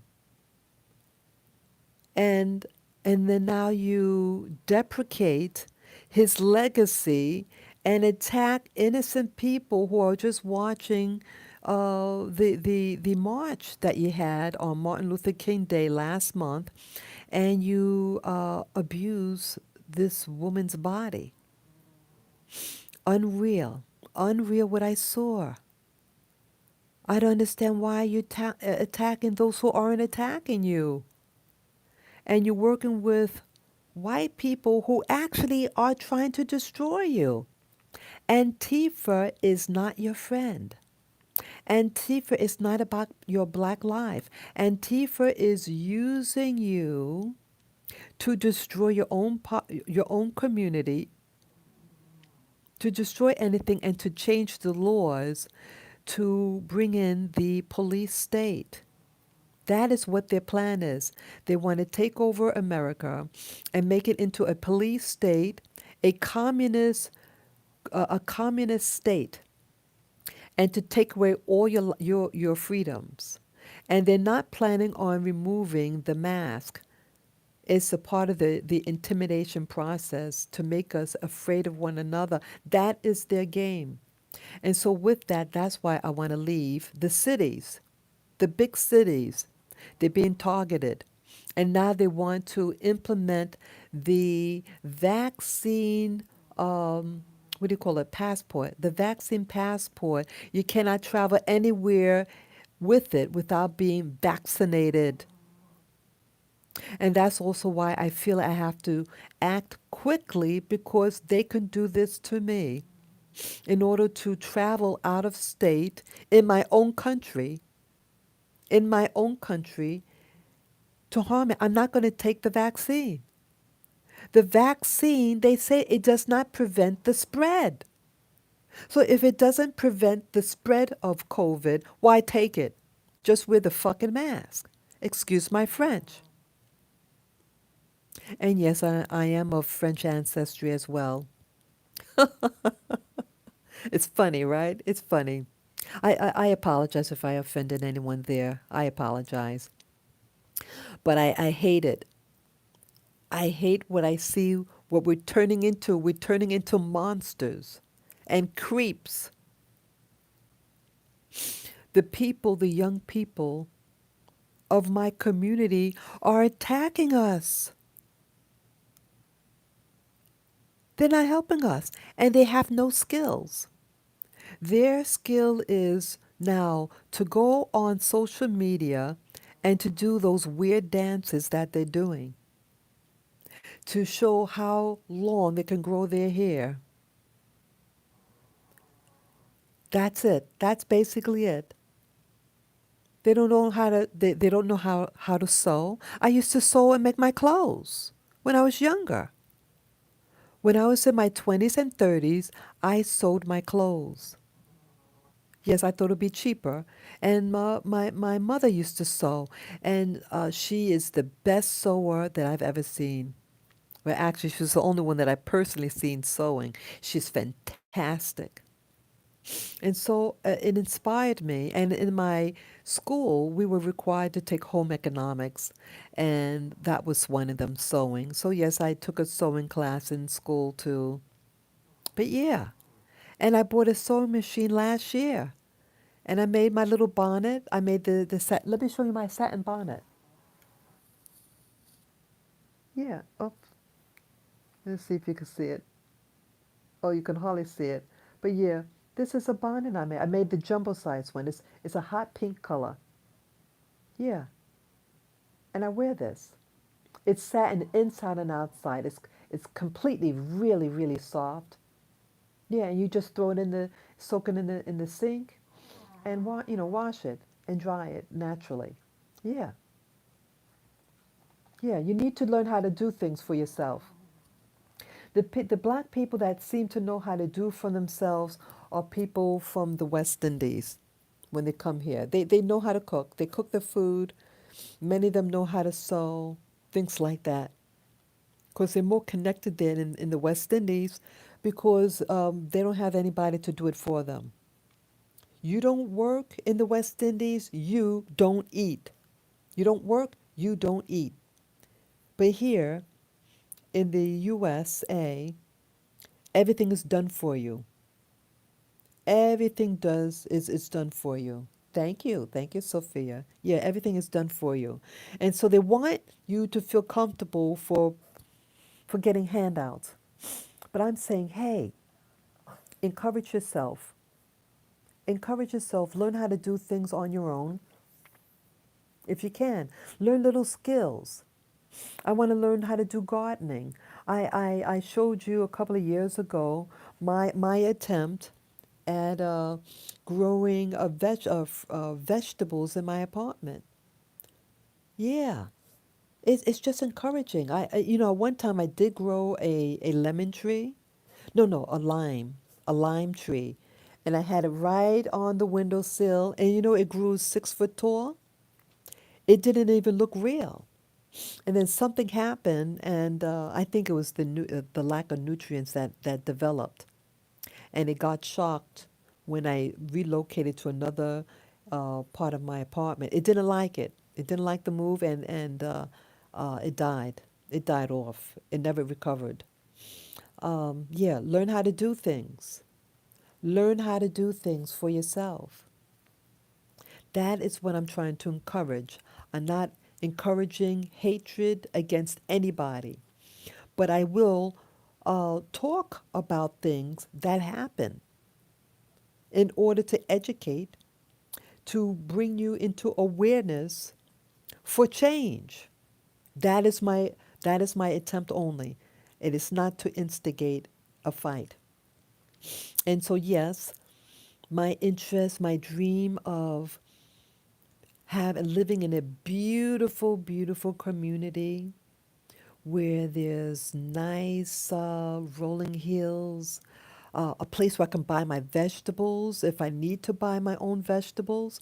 Because, when you get your own house, and plant, it takes time for certain fruits to grow, right? Oh, there was something else I wanted to say about gardening and stuff like that. Oh, what was that now? I know there was something. Oh, yeah, I was supposed to get a phone call yesterday. Yeah, as many of you know, I am a veteran. And there's a voucher that some of us could get, and I did get my voucher some years ago. This voucher is a certificate of eligibility, and it allows you to get a guaranteed mortgage loan that is guaranteed by the federal government, at least a portion of it, so that if something happens, they will uh, the federal government will regroup, will put in some of the money. Okay.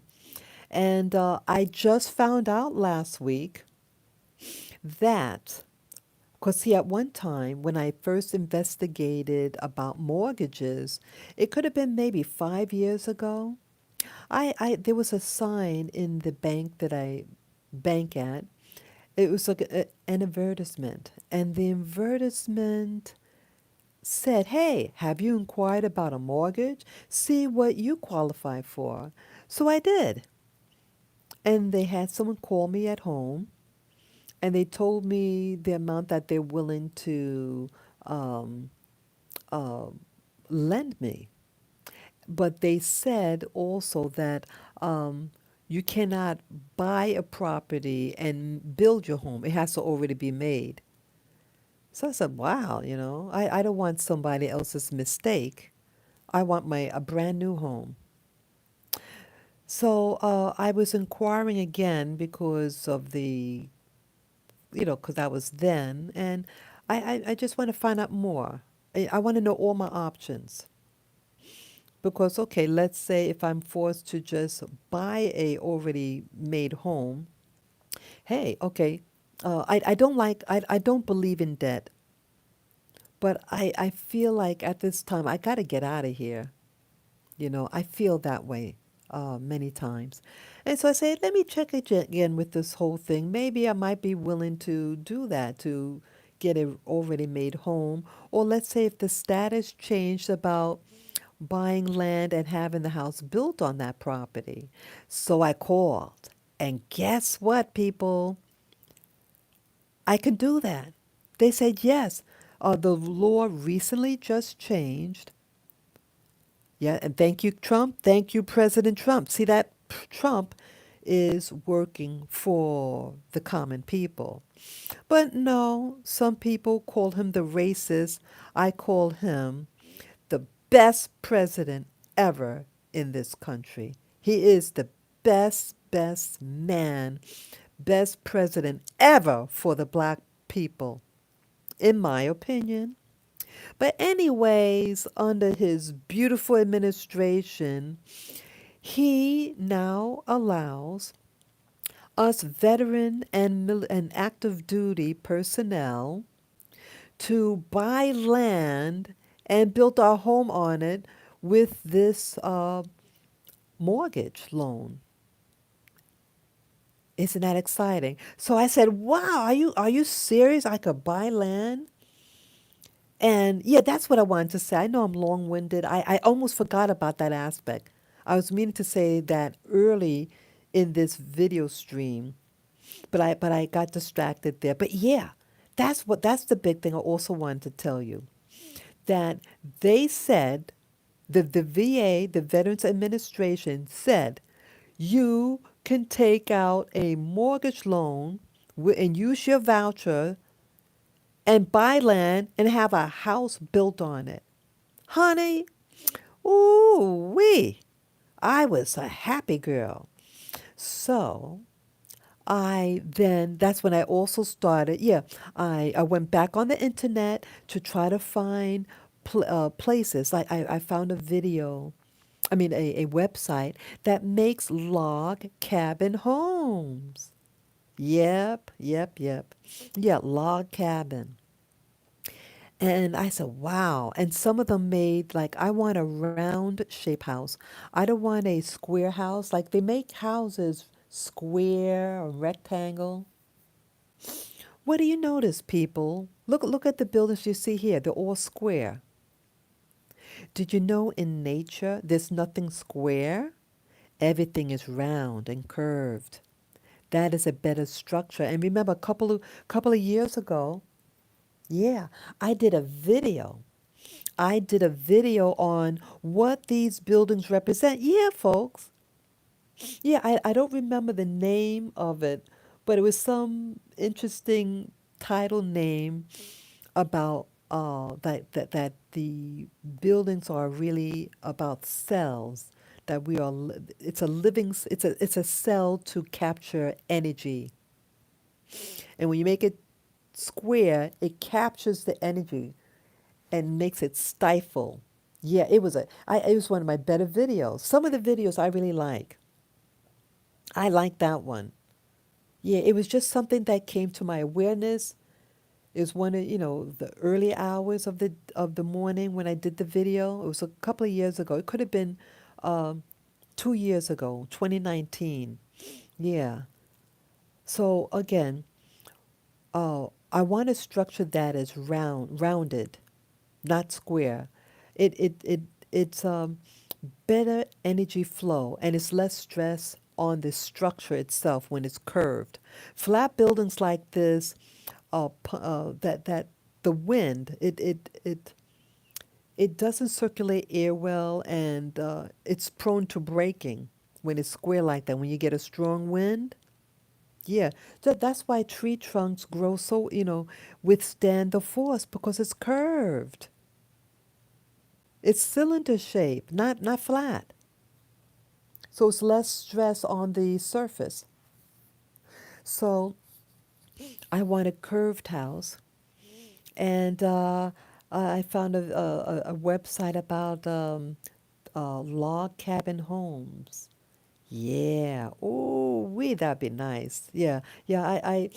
I saw a few. I mean, most of the log cabins were square, but it was some video that I did see something. You're right. It's called Yorg, I think. Yorg. A Yorg house. I think that's how you pronounce it. Yeah, and it means round. And traditional houses are all curved. See, our ancestors knew better.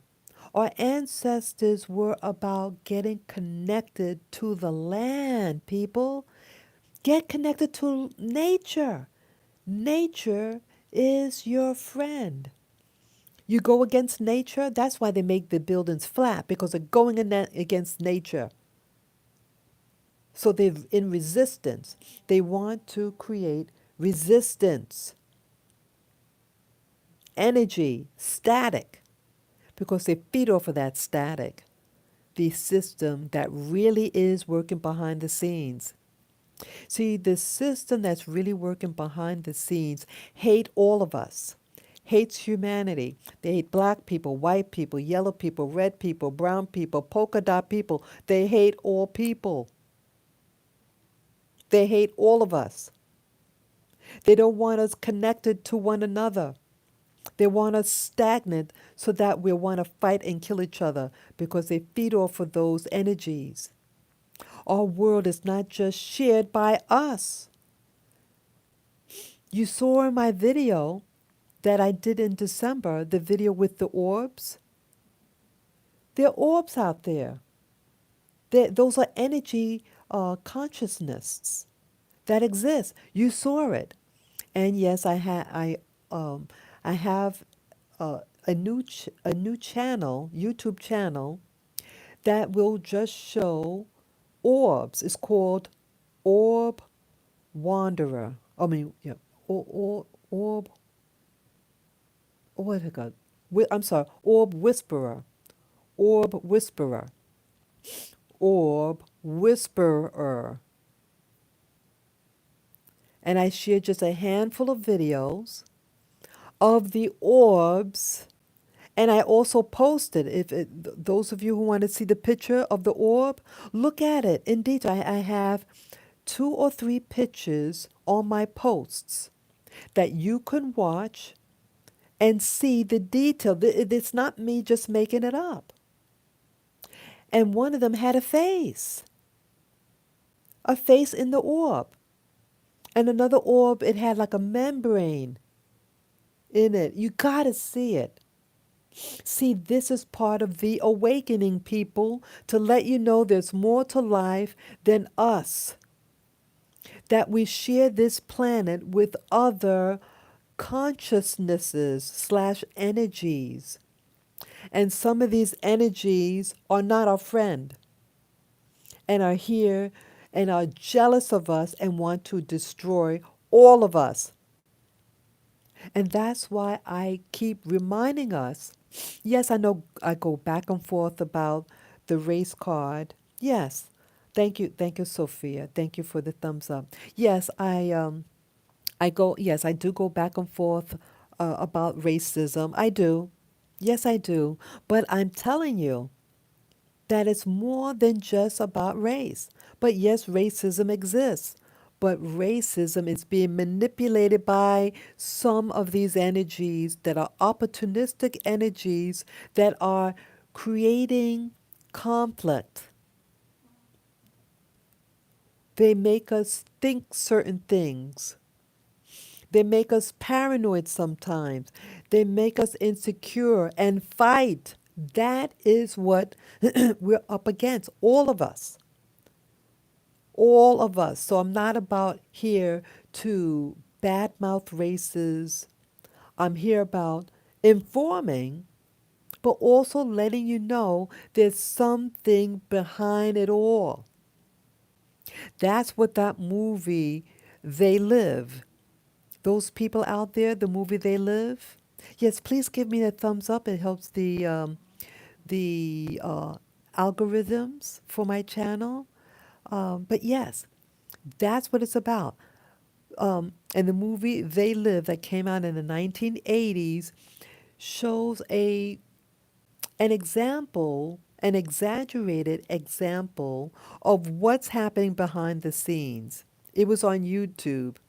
The full movie, I cannot thank you. Thank you for the thumbs up. I appreciate it. Thank you. Sometimes we just have to be reminded. I appreciate it though. Yes, I should come into the live stream to please give me a thumbs up. Yes, I greatly appreciate all of you. All of you. And yes, that movie They Live is about just that. What's really happening behind the scenes. And thank you again for the thumbs up. And that there's other videos about oh, I forget the name. Um, but but it's really about behind the scenes that there are beings out there that are examining humanity to cause fighting. That's what David Icke talks about. You all heard of David Icke. Good morning, good morning, good morning, Claudia. Good morning. Yes, I've been on in a while.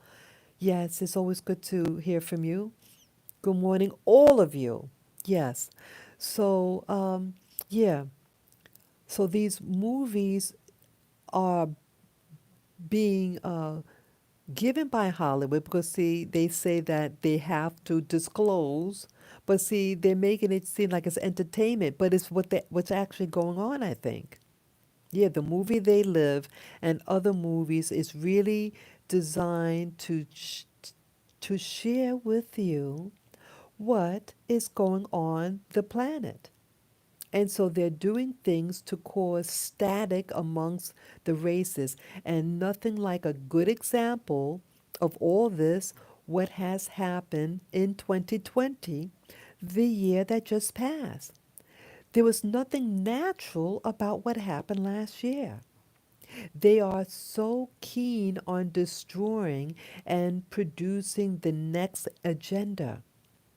2020 was about reintroducing the true agenda on world dominance over all humanity. So it doesn't matter what race or color or religion you are. But yes, they are using people in certain communities in America to hasten their intention, using racism to make you excited to cause destruction and to implement the New World Order for your own demise. They have no love for you.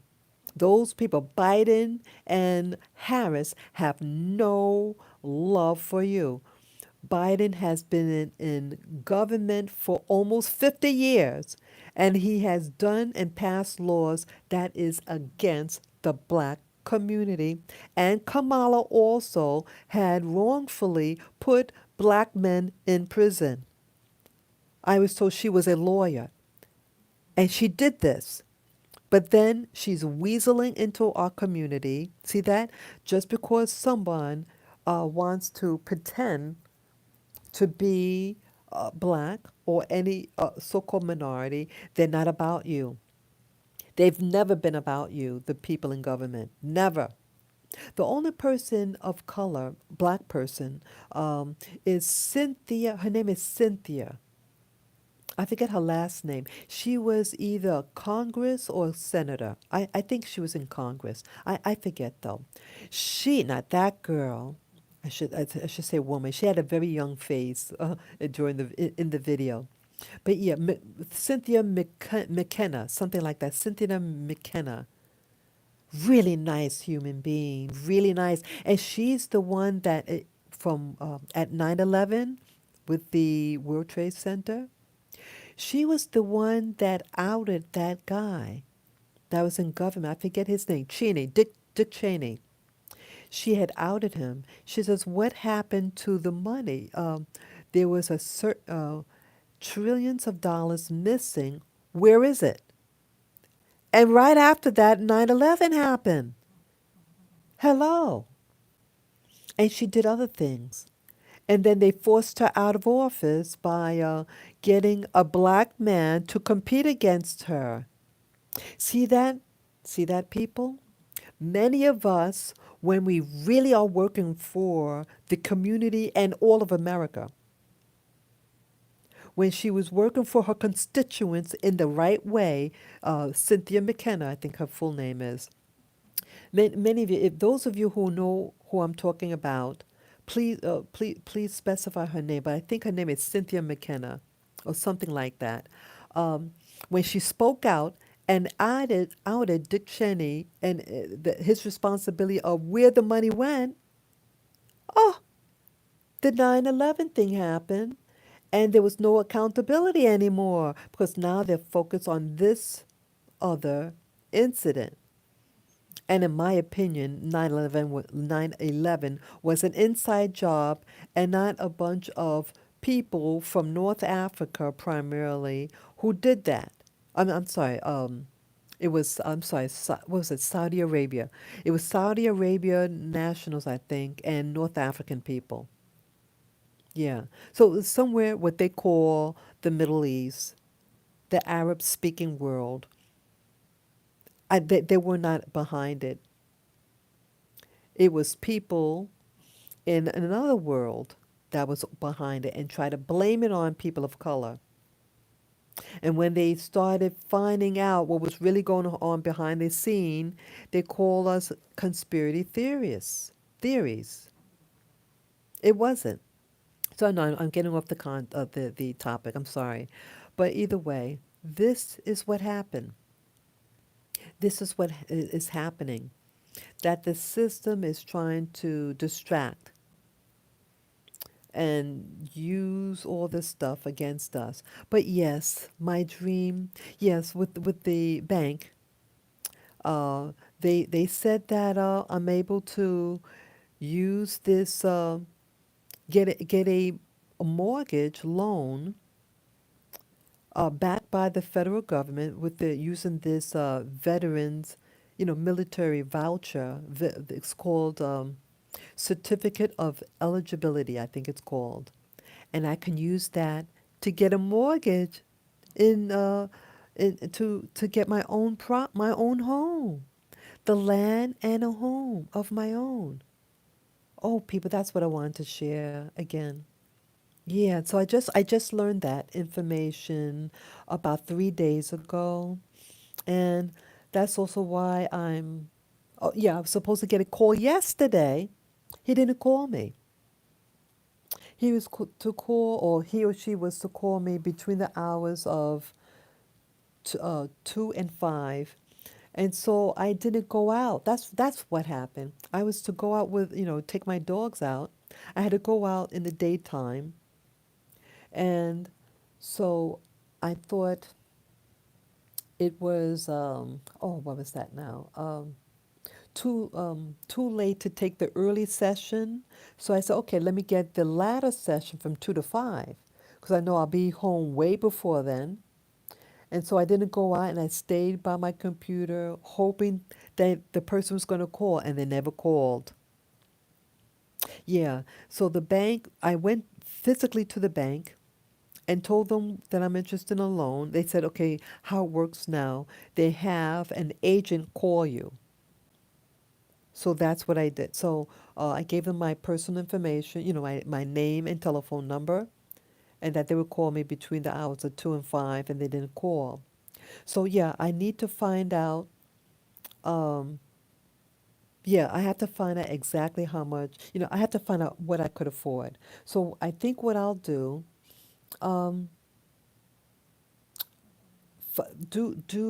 oh, how I can do it? I have like, I keep a chart of everything I spend on my computer. They have like a software, to balance your checking and all that. You write in the what you spend and the company name, what you spend it on, and they could pull out statistics or something. I need to find out what my average amount that I spend on what, you know. So what I make and what I spend. So, so primarily, my, your food, your rent, uh, my pet care, because that's a big expense. My dogs is a very big expense.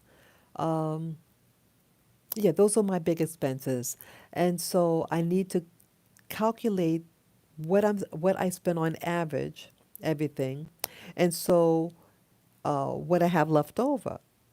So you want to keep at a certain amount. I don't want to struggle. Uh, I mean, you want to feel comfortable what you spend on. Um, yeah, I don't want to be in part, paying a mortgage off, and I don't have money for food. You know what I'm saying? So it is a wonderful news that uh, it allows me to buy land and to buy have a house made. I have to find out more. So hopefully the bank calls me uh, today or something. They have both of my numbers. So I'm hoping that they'll call me and to find out how does it work. I've never owned my own property. So I love the idea of owning my own property. Oh, I so much want a fantasy place. I mean, I have expensive tastes. Don't we all? Don't we all want nice things, people? Sorry, move that. Don't we all want nice things? But yeah, please pray for me, people, that the universe will open up its love doors for me, and what I meant to have that I get. I want a beautiful, affordable, safe home to live in, and I want a land. I want acreage, land around my uh, premises, because I know I want to walk the property with my little babies. Oh, wouldn't it be nice for me to show you walk my little babies on my property? Beautiful trees. Oh, I love the idea of a nice creek. What do you call a little stream by the house? Yeah. Yeah, those of you who have knowledge about buying a home, things like that, getting a house made, things to consider when buying a house or having a house made. Yeah, let me know. Let me know. Yeah. Yeah, thank you, Sophie. You're so encouraging to me. I appreciate you for doing that. See, I'm no different than you guys. I'm basically shy at heart. There's so many things I don't know, but I speak from my heart. And that's what this channel is about. I don't know everything, but I speak from my heart. And that's what I'm looking for when I go on YouTube channels and watch other people, to find people who talk from their heart. Yeah, that's what I'm looking for because I want to be heart-centered. That's what I want in life. I don't want everything to be about getting money, but yes, I do need money to buy anything in life. We all do. We all do.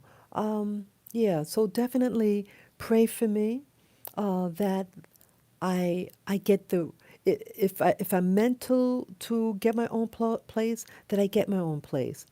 If it means that I have to stay here in this apartment, then I stay here. So yes, please let me know. Each one teach one. Each one teach one. And I need a teacher right now. I need information. I need a teacher with regard to getting my own property. Yes. Getting land. I want rich land and grow my vegetables.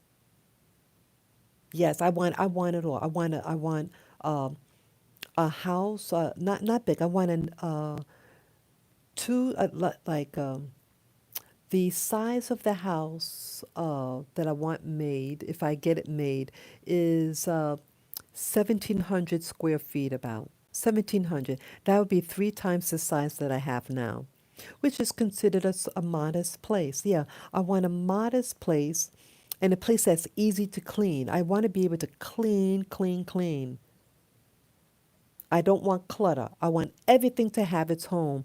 I want specially made um, closets for my needs. I don't want anything on the floor. I want everything to have its little home. Whether it be a vacuum cleaner, I want it be a nice little place. Everything to have its home. In that aspect, I am anal about. I want everything to have its little place. Right now, everything's all over the place. 'Cause it's clutter. It's clutter. And so I don't know. They may not allow me to get a mortgage out of New York. So then I'll be forced someplace, if it's permitted, upstate. I don't see all that I have to find out today. Can I get a place outside of New York State? Or do I have to stay here? Yeah, yeah. So I don't know yet. So I'm very excited. I'm very excited to share this with you. The idea of me getting my own place. I never thought I can get my own place. So many bad things happened to me in life. But I did, uh, the universe, that's my little doggy. Yeah, that was the bell on the phone. That was the phone. Yeah, my little boy, he gets nervous when he hears that little noise. Let me show a picture, show him. Okay, you can hardly see him. That's his little face. Yeah, my little boy. So yeah, oh, for me to get my own home, a beautiful home, and painted a beautiful, happy color. Oh, people, to share that with you. I never had my own place. I mean, I loved where I live, but I think I've outgrown it. It's I'm banging into things. I have bruises on the side of my leg. Yeah, when I I get these bruises like my bed, when I have to walk around the corner of my bed, I hit the side of my leg gets hit. So I have these bruises on the side of my leg. There's no space here anymore. It's become so crowded. I've been here going on 18 years. I love it here. I love it here, but I think I'm outgrowing it. And so, yeah, I will love it. Real nice. I would like the place, small or not, I want it well designed for my needs. And there's another thought also. Yeah. Um, when you have something made, have it to your specifications of based on your needs. See, a lot of these architectures, they they grow, I'm sorry, they make things that look good but don't serve you. Oh, my poor little boy, he's climbing on me. It's okay, baby. He's scared. He's scared of, when you get a phone message, it makes that noise. It scares my little boy. Yeah, I'm sorry. Yeah, I'm sorry, baby boy. But yeah, um, you, they create homes that don't serve you. So you wind up serving it. And that is a no no, people. Don't get something that you have to serve. It is first have to serve your needs. And when it fully services your needs, then you serve it. Okay, I'm going to repeat. When you when you when you buy something, it is to serve your needs. And when it serves your needs, then you know you could serve it. And so, what that equates to is a symbiotic relationship. You both benefit each other.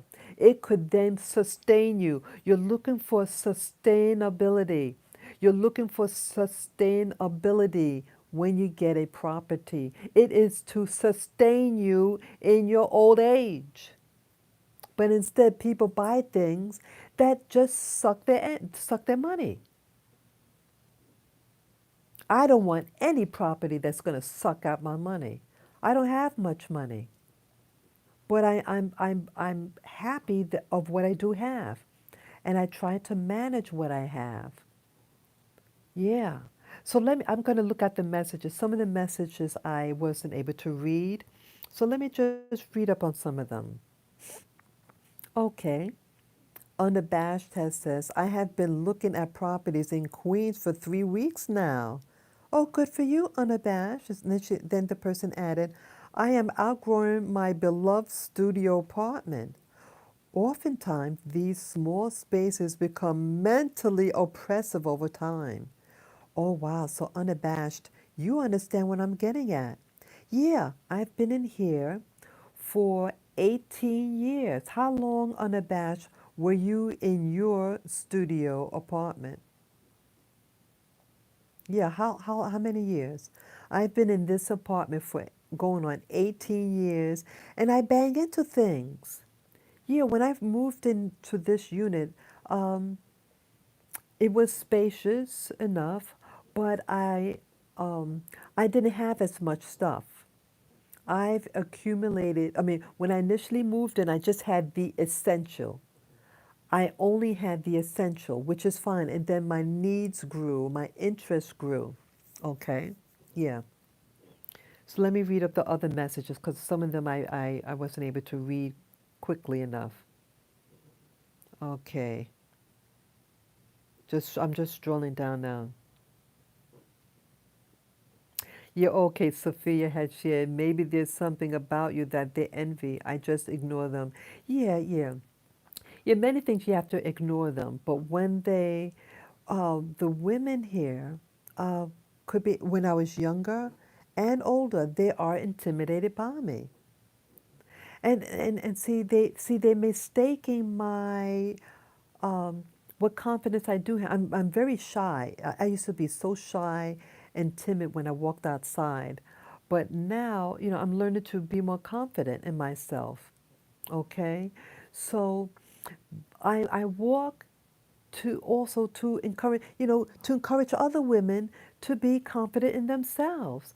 I'm not a competitive person. I'm not about competing for your men. I'm not interested in your men. I'm interested in myself, in perfecting myself and the obstacles that I've had over life.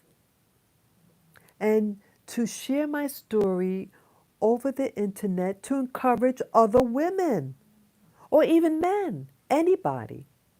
Because my story, whether I be a black person, it can happen to white people. So it applies to them as well. I'm just here, whatever what you are, just put your face on the picture and learn from the principles that I'm trying to share. Anybody could be targeted. Anybody. It's about all of us. But yes, I am a black person and I speak from a black perspective. But what happens to me can happen to any individual on this planet, regardless of race, religion, nationality, etc. Okay, let me see what else. Okay, Sophia asks, have you checked any online forum for suggestions from others with this same dilemma regarding safe places for a middle-aged black female to live? Okay, I'm new with regard to what they call forums, but one of them, it was like I do a word search over Google, and that brought me to which was a forum, but it was hard to follow. Yeah, that was just yesterday. Yeah, this is a new search, relatively new information that I'm, gathering. Yeah, because it was just maybe, let's see, today's Sunday. Um, it could have been Thursday when I got the information that I could use my um, have a house built, a house and buy land. Yeah, it wasn't the case before. Okay, also Sophia says, I don't live in the US but have a friend who lives in Texas. She seems happy there, but she is in her late 30s. Yes. Yes, very nice. Thank you for sharing that though. Okay. Okay, that's about it. Let's see. See. Okay. Okay, okay, what else? Okay, I was reading the old messages. Let me read the newer ones now. Okay, thank you. Thank you for liking my view. Beautiful view. Yeah, thank you so much, Claudia. Okay, what else here? Okay, I read that one. Okay, Unabashed says, I have been there for, wow, 21 years, half my life. Moved there, oops, moved there while in college. Okay, nice. Wow, good for you, girl. Wow. And then Unabashed says, I think when women hit a certain age group, they become interested in improving for self. Men become unimportant. Impressing others is unimportant. It's a wonderful time. Yeah. Claudia gives a heart. Thank you, Claudia, for the heart. Yeah. It's not, see, when we're young, many women, see, we're all programmed.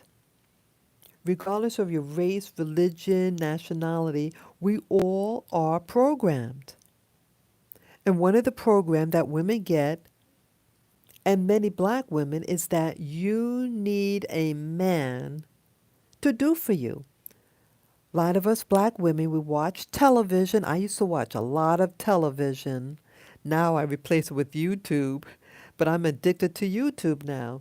Oh well, go figure. But anyways, people, we watched Hollywood television and they lied to us that we need certain things.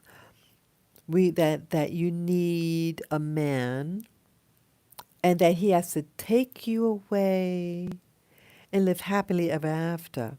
And then we wait and wait and wait, and it doesn't happen, right? And many of us in the black community, the men, they are doing things to get us, yeah, to get us to, yeah, they're taking away the black men, they're throwing them in prison. Yeah, did you know that most of the men of a certain age, a large percentage of them are in prison? Of that age group of men who are to maybe go to college and then become professionals, they're in prison. So it's the old folk, little children, and older folks. And so you're waiting and waiting, and your Prince Charming doesn't come. And then, yes, some of us do get a chip on our shoulders. And when there is a nice guy available, we turn them off. And also, the system is teaching us not to like each other. See, that's what I mentioned earlier in the live stream. That here I'm a middle aged black woman and I needed help in a dangerous situation, and they weren't willing to help me because black lives don't matter to them. But then they want white people to help them and to feel sorry for them when something bad happens to within the black community. The bulk of what happens in the black community is being done by other black people, right? Because many, we live in segregated communities. So if you live in a black community, it's most likely going to be a black person to hurt you. If it's a white person and they live in a white community, the person is most likely going to hurt them as other people from their own community. That's how it usually goes. And areas where there's a borderline between the two groups, that you have that also. But see, television lies to us and say we're supposed to have certain things. We're supposed to live in certain communities, and then we get depressed because we don't get it. And yes, there is racism, and they do gerrymandering to prevent you from getting certain things out there in life. Yes, that is a reality. But rather, yeah, there was another important. There's an important thing also I want to say that I forgot to say earlier. That there is. Oh God, what was it again? The word diversity is a very popular term amongst black people in America. It's like our new mantra: diversity, diversity, diversity. People, stop with this diversity crap. Because diversity is not your friend. It never has been. With this 19, with 2020 year that just passed, oh, there was diversity in those riots. You had whites and black people burning down buildings and people's apartment, people's homes and businesses. That diversity didn't protect you. That diversity was used to destroy communities. You think the word diversity means liberation. No. Diversity is just variety.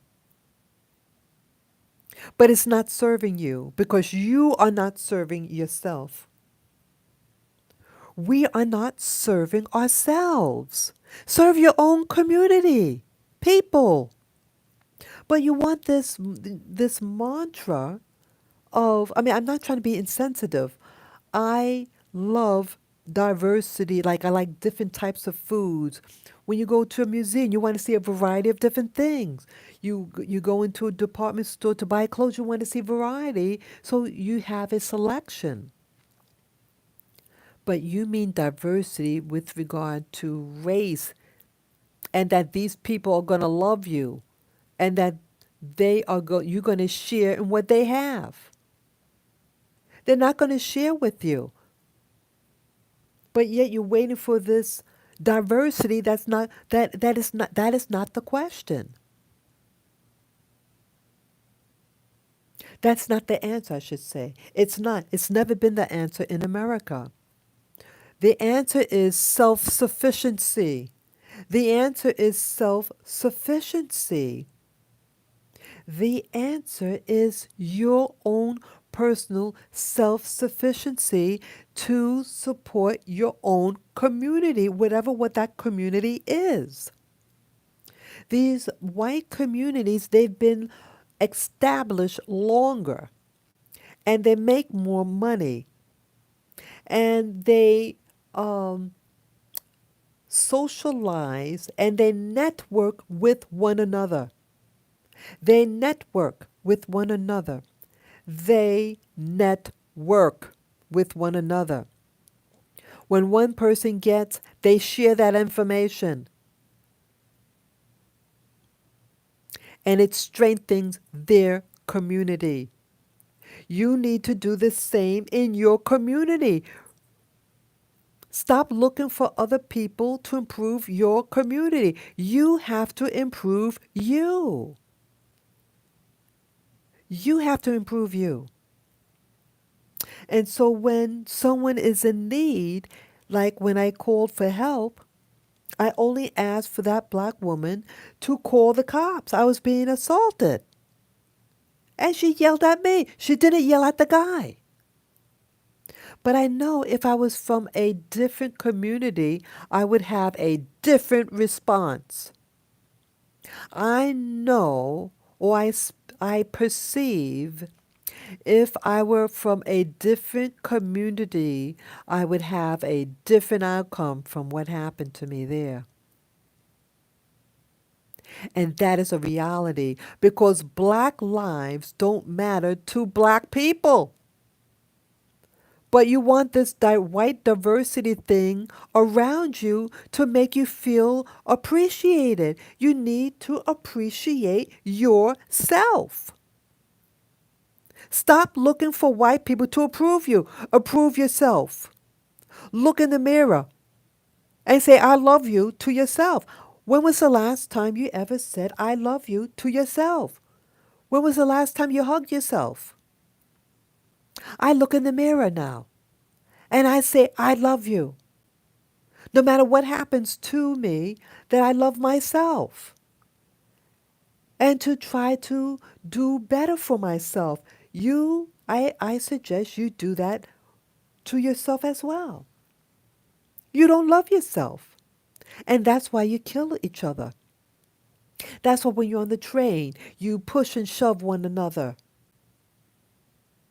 You call each other names. Right? Oh, wow, it's starting to snow. It's snowing now. Wow.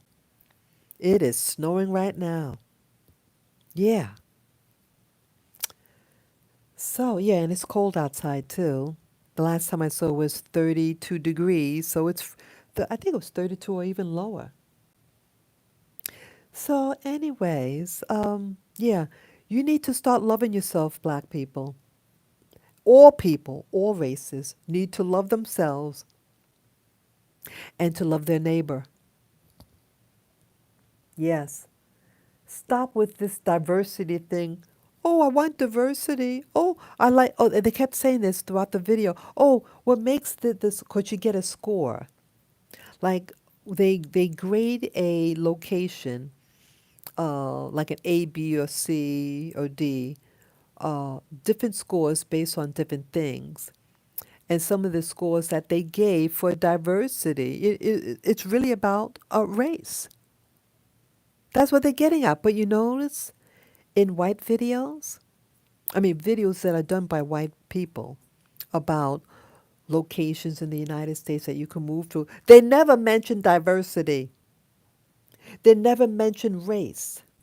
Never. Oh, it's snowing where you are too. Okay, Sophia, nice, nice. Yes, to build from within, unabashed.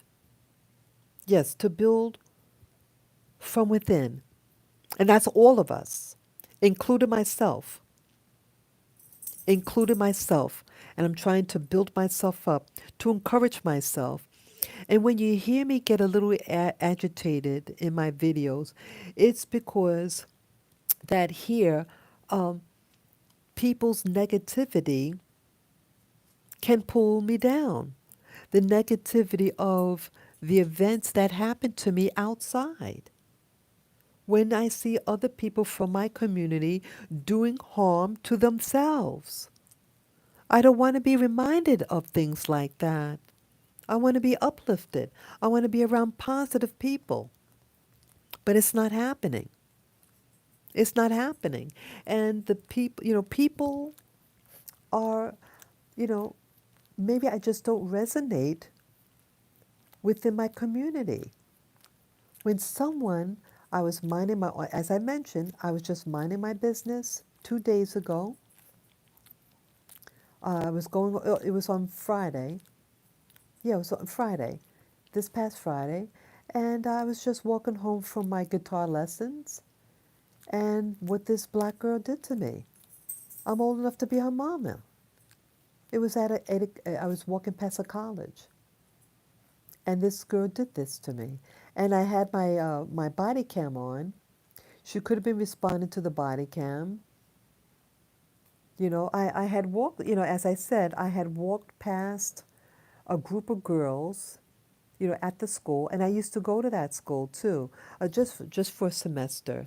It was FIT, as I mentioned earlier, and I was just walking past, about 80 feet away. Get that, about 80 feet away, she decides to run up to me, hunched over, and making these weird sounds and giggling and laughing. Then she goes, stops in front of me, laughing. So I turned to look at her more directly and said, what's wrong? And she just went away laughing and ran back where the other girls were. Now, it could have been because one of the girls said that she has a body cam. But what is your business? See that a lot of these young girls do foolish things. And you can tell how foolish they are based on how the young boys act, the young men. The young men from our community act like fools because they're raised by dumb women, and there are no men to teach them the right way. So they're foolish.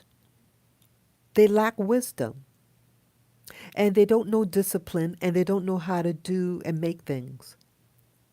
And they're waiting for handouts. And if they don't get what they want right away, they get angry and destructive. That is what's happening. And the moms are not, they're not good, that many of them are not good mothers. You have to start from within. You have to stop looking for this diversity myth and start developing your own community. We used to all go to church. We have more churches in our communities that are sucking our money. They're not there for your spiritual development. They're there to spy on you, to find out who has what job, how much money you make, and how much you're supposed to give the church. And they take the money and they put it in a bank outside of the community. Therefore, your despair. Start thinking, people, especially women, because the women are running the household and are acting selfish and are more concerned about how long they can grow their hair on YouTube and what new long nails that they have and how they could twerk. You need to develop your mind so that we don't have to depend on any other race but ourselves to develop our community. Screw diversity and start developing for your own personal best. Start developing the schools that your little children go to teach them that they could be anything that they want to be.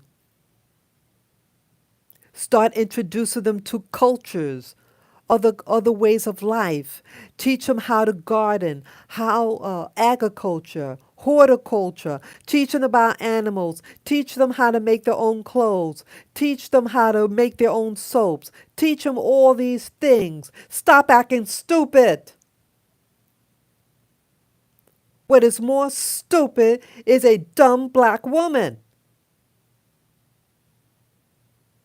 We did all those things. We did all our cooking. We did all our sewing. We made all our equipment. We did all our gardening. And we were strong and we lived long. Now, in the United States of America, we are the sickest people. The sickest. We die the earliest because we're fucking lazy. And we don't know how to do a damn thing, and then we're going to go and associate with Antifa. Antifa is Zionists, and the Zionists are anti-black. But you seem to work well with them at the rallies and the protests, and you both together on Martin Luther King Day uh, traumatize innocent people who were just standing by. Foolery, foolery, foolery. Wake up, people.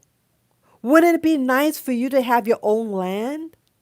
Make your own food? You were healthier and you were happier.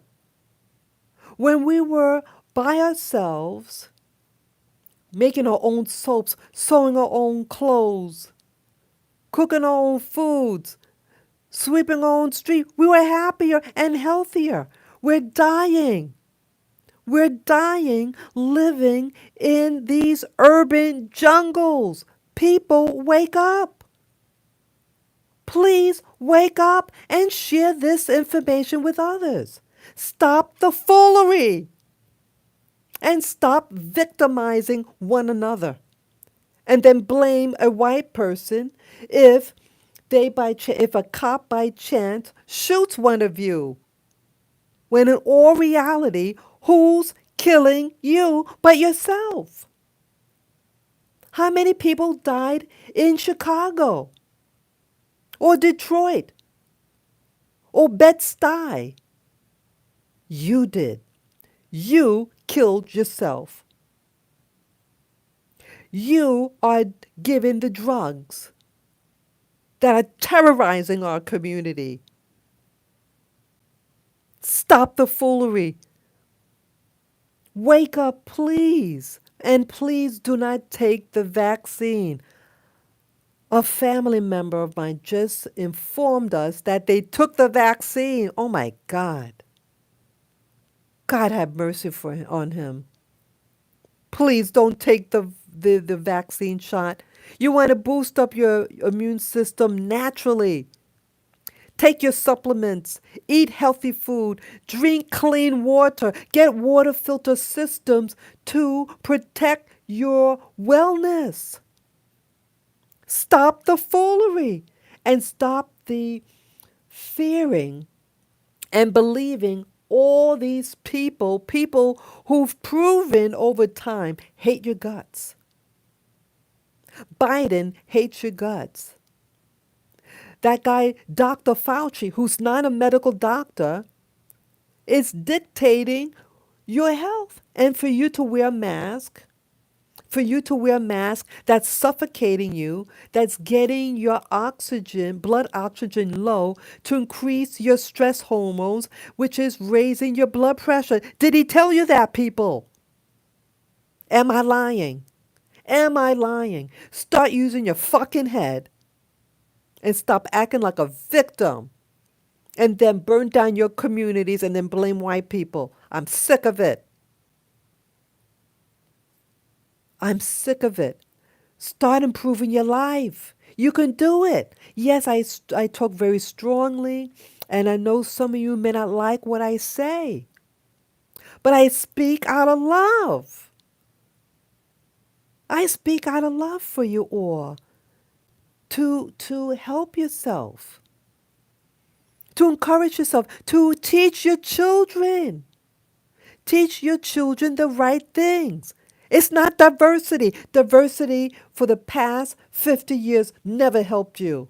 It put more stress on you. Look for community. Look for self-love. Look for harmony. That is what it's all about. Harmony. See that? See, it's snowing right now. You see the snow? It's snowing heavy.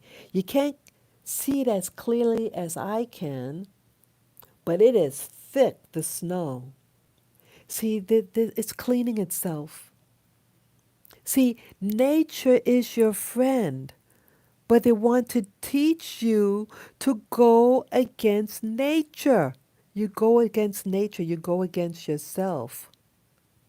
You need to love yourself. Yeah, it looks like a fog, Claudia, but it's not. It's snow. It's snow. Yeah, it's snowing real hard. Yeah, maybe I'll go outside today. Yeah, I truly love you guys, and I know some of you might have gotten upset with me. That's why some of you might have dropped out of the stream. But that's okay. Those of you who stayed on, see, my heart. You know my heart, and I speak the truth. I speak the truth. I know I speak the truth. Start loving yourself, people. Start loving yourself. I want us to love ourselves. See, I believed the lies growing up that I was inferior because of my race, my skin color, and my hair, and my body. But here I can share with you that I love my body and I want to maintain my body. I love my skin color and I love my hair. And when you love yourself, you do good things to your body, to your wellness. That's why a lot of us don't love ourselves. That's why they eat that crappy food. That's why they don't want to fix their hair. They put a weave on to disguise it. Stop that. You're a natural beauty. Okay, Sophia, you see the snowflake? Yeah, it's heavy. It is real heavy. It doesn't capture what it captures. What the screen captures. It doesn't capture the reality. Yeah. See, I want you people to go out there in nature and to be you. They want you to run like a robot. They want you to have artificial hair, artificial nails, artificial breast, artificial lips, artificial buttocks, um, and implants. Those nanoparticles. They want you to become a robot. They want you to become programmed. Why do you think they call it TV programs? Because they're programming you to not love yourself. They're programming you to not trust other black people or to hate white people. And they teach white people to hate black people, to not trust black people. They teach us all to hate one another. That's what's going on. But I'm saying today, choose life, choose love, choose harmony. And yes, why don't some of you, black folk, that are living these urban jungles, why not have a dream? Oh, okay. Okay, thanks for sharing that, Sophia. Sophia, I say that not to insult you. Your hair is beautiful. You're a natural beauty. That's what I want to teach. That your natural hair is your beauty.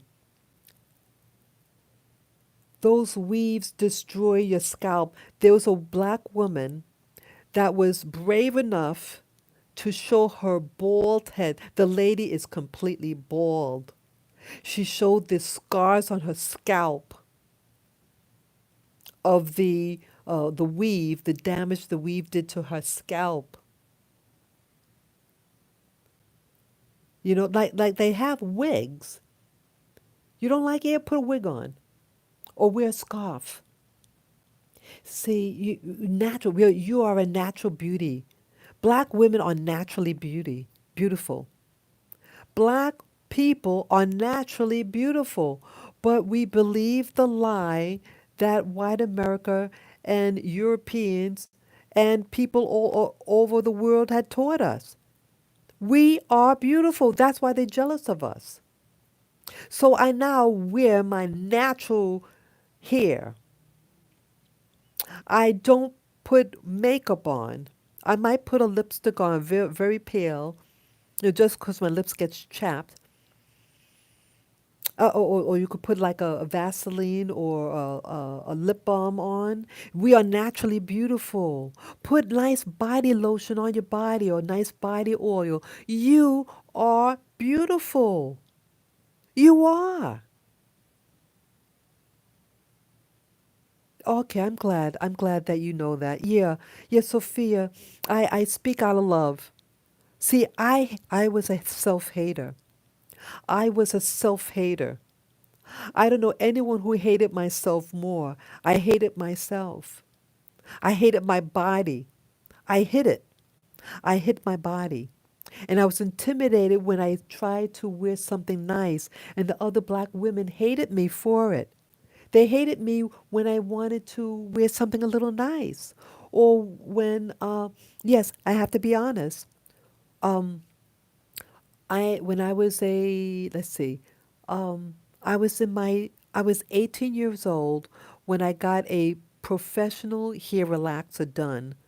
My mother doesn't have my hair type. My mother has straight hair.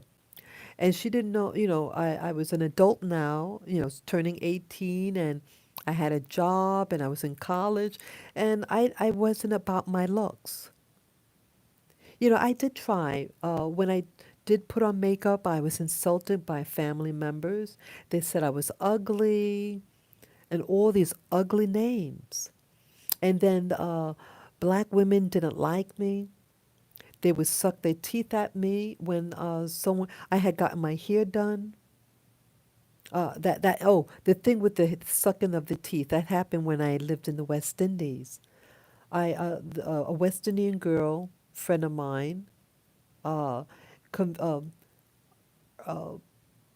urged me to get I had my natural hair when I went to the West Indies. I cut off all my hair, and I had a natural afro, and my afro was getting bigger, and she said, you should straighten your hair. And I had black women coming to me and telling me I should straighten my hair. And I foolishly talked them into, talked me into getting my hair straightened. And that's when the shit really hit the fan for me. And the black women there in the black West Indies, were hating me and sucking their teeth at me. And I shared that story before. And one day I was walking with the West Indian girl that did my hair relaxer, and I heard this weird sound. And I didn't know what it was. And then one day, I heard it again, and I turned my head. It was a woman. I never saw her before. I did not know her. She was sucking her teeth at me. Rather than sucking your teeth at other women, why don't you improve your looks? See that we do foolish things. Don't get jealous of a woman and I was very shy. I didn't want my hair done, and I foolishly let my so called friend do it. See, they didn't like my natural hair. See, they are brainwashed. Here I was a black woman embracing my black roots, wanting to embrace my blackness, and they're telling me, no, you should straighten your hair. And this was in 1992. 1992. From natural hair to you better, you should get your hair straightened. And then when I get it straightened, the black women don't like me even more. They hated me before, and then they hated me even more with the relaxer done. They don't like to see black women who love themselves. I can't help yes, I am of mixed blood. Yes, I am. But I'm still a black woman, period. And for years, I let a lot of black women intimidate me to hide my beauty. And I said, enough is enough. I know I'm speaking to some women out there. I know I'm speaking to someone there, regardless of your race, religion, color, hair texture, whatever. I know I'm talking to someone out there that you shouldn't let people intimidate you to be your own personal best. So I'm not saying to show off in front of people. I'm not about that. I'm not about people who are arrogant. No, no, not at all. But I'm saying to be your own personal best. So if you want to wash your hair and wear something that's flattering to your body, to your face, do so. And women, other women, if you're intimidated, if you don't like it, then do something about your own life. Start Stop hating on your fellow sister. Stop hating and start loving. See, that's why I do my videos the way I do, to wake us up, to say enough is enough. Start loving yourself. Start expressing, start loving your hair. Find out what your hair can do. Keep it clean, keep it, if you don't feel like doing it, you could put a scarf on and wear it beautifully. We are naturally beautiful. Why hide your beauty? Why hide your beauty? And this goes for any race who hears this. I'm not about saying only black people are beautiful. All races are beautiful. But I'm a black woman, and primarily the people who watch my video are other people of the black community. But all races are beautiful. Start tapping into your natural beauty, people. That's why be a part of nature. Wow, I'm looking outside now. When I look on the screen, I can hardly see the snowflakes, but wow, it is really going thick with snow, man. Wow, it is amazing. Look at that. It is amazing, amazing. It is so thick out there. Yeah, yeah. Love yourself. Develop your community. You can do it. It starts with you. It doesn't start with white people. It starts with you. Yes, you. It starts with the individual. It starts with how you train your children. Yes, that's my little doggy walking by. It starts with you. It starts with you to clean up your sidewalk. It starts with you to stop throwing garbage on the floor or spitting on the floor or throwing cigarettes, chicken bones. My area has so much chicken bones on the floor, my dog's almost choked on a bone. And then when I put a device on my dog to prevent it from choking on a bone, then I'm criticized. Oh, you're being cruel to your pet. I'm doing it to save my pet's life. You don't see that bone, you're not looking, that dog will put that thing in its mouth. Many times I had to take my fingers, put my fingers in its mouth to dig out what it put in there. Our neighborhoods are filthy. Filthy, filthy, filthy. And when I gone to the bank yesterday to make an appointment to to find out about the home mortgages, the whole side of the bank, someone is putting food on the ground, and I suspect that the type of food that they put on it's for the animals, the birds and stuff. It's so foolishness. Do you know, people, that attracts rats? You're afraid of COVID, which is just the common cold. Rats bring disease, serious ones that can kill people. Don't throw food on the ground for the birds. If you do, put it in a bucket or something, or something, a container, and at the end of the day, you pick it up and clean out the area. But they're not doing it. They're not doing it. All that filth is on the ground. See, we lack wisdom. We lack knowledge. That's why we do what we do, and some of us just don't care. We have to start caring about our communities. White people in general in the United States of America who live in those fancy neighborhoods, they care about their neighborhoods because it's about money for them. It's about money. And you could get loans out based on your property value, and then you can send your kids to those fancy schools. That's how many of them bring their kids to those fancy schools, because they, what do you call it? Um, they take out loans, personal loans, against the property value of their homes for their schools, so that they always have it an edge above the rest of us.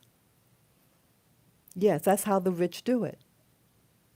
So for them, their neighborhood is about keeping and maintaining power and wealth. That's why they do what they do, to keep power and wealth over you. Well, you need to develop power and wealth for your community. Don't worry about what they have. Worry about what you have to develop yourself, develop your community. Develop your community. And out those people who are harming your community, who put drugs in your community, who are gerrymandering, who deny personal loans because of your race. Now, those things are worth speaking out against. But because someone has makeup on, a black woman looking good in her natural hair, or if she decides to get her hair relaxed and then she's hated on. See, all that is wasted effort and wasted effort. It's a waste of your energy to do that.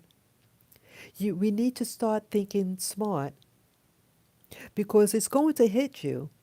This economy, it's not going to get better. I perceive it's going to be more and more chaos. Yes, feeding the birds is an act of love in the right way. In the right way. Yeah, birds. I knew you meant birds.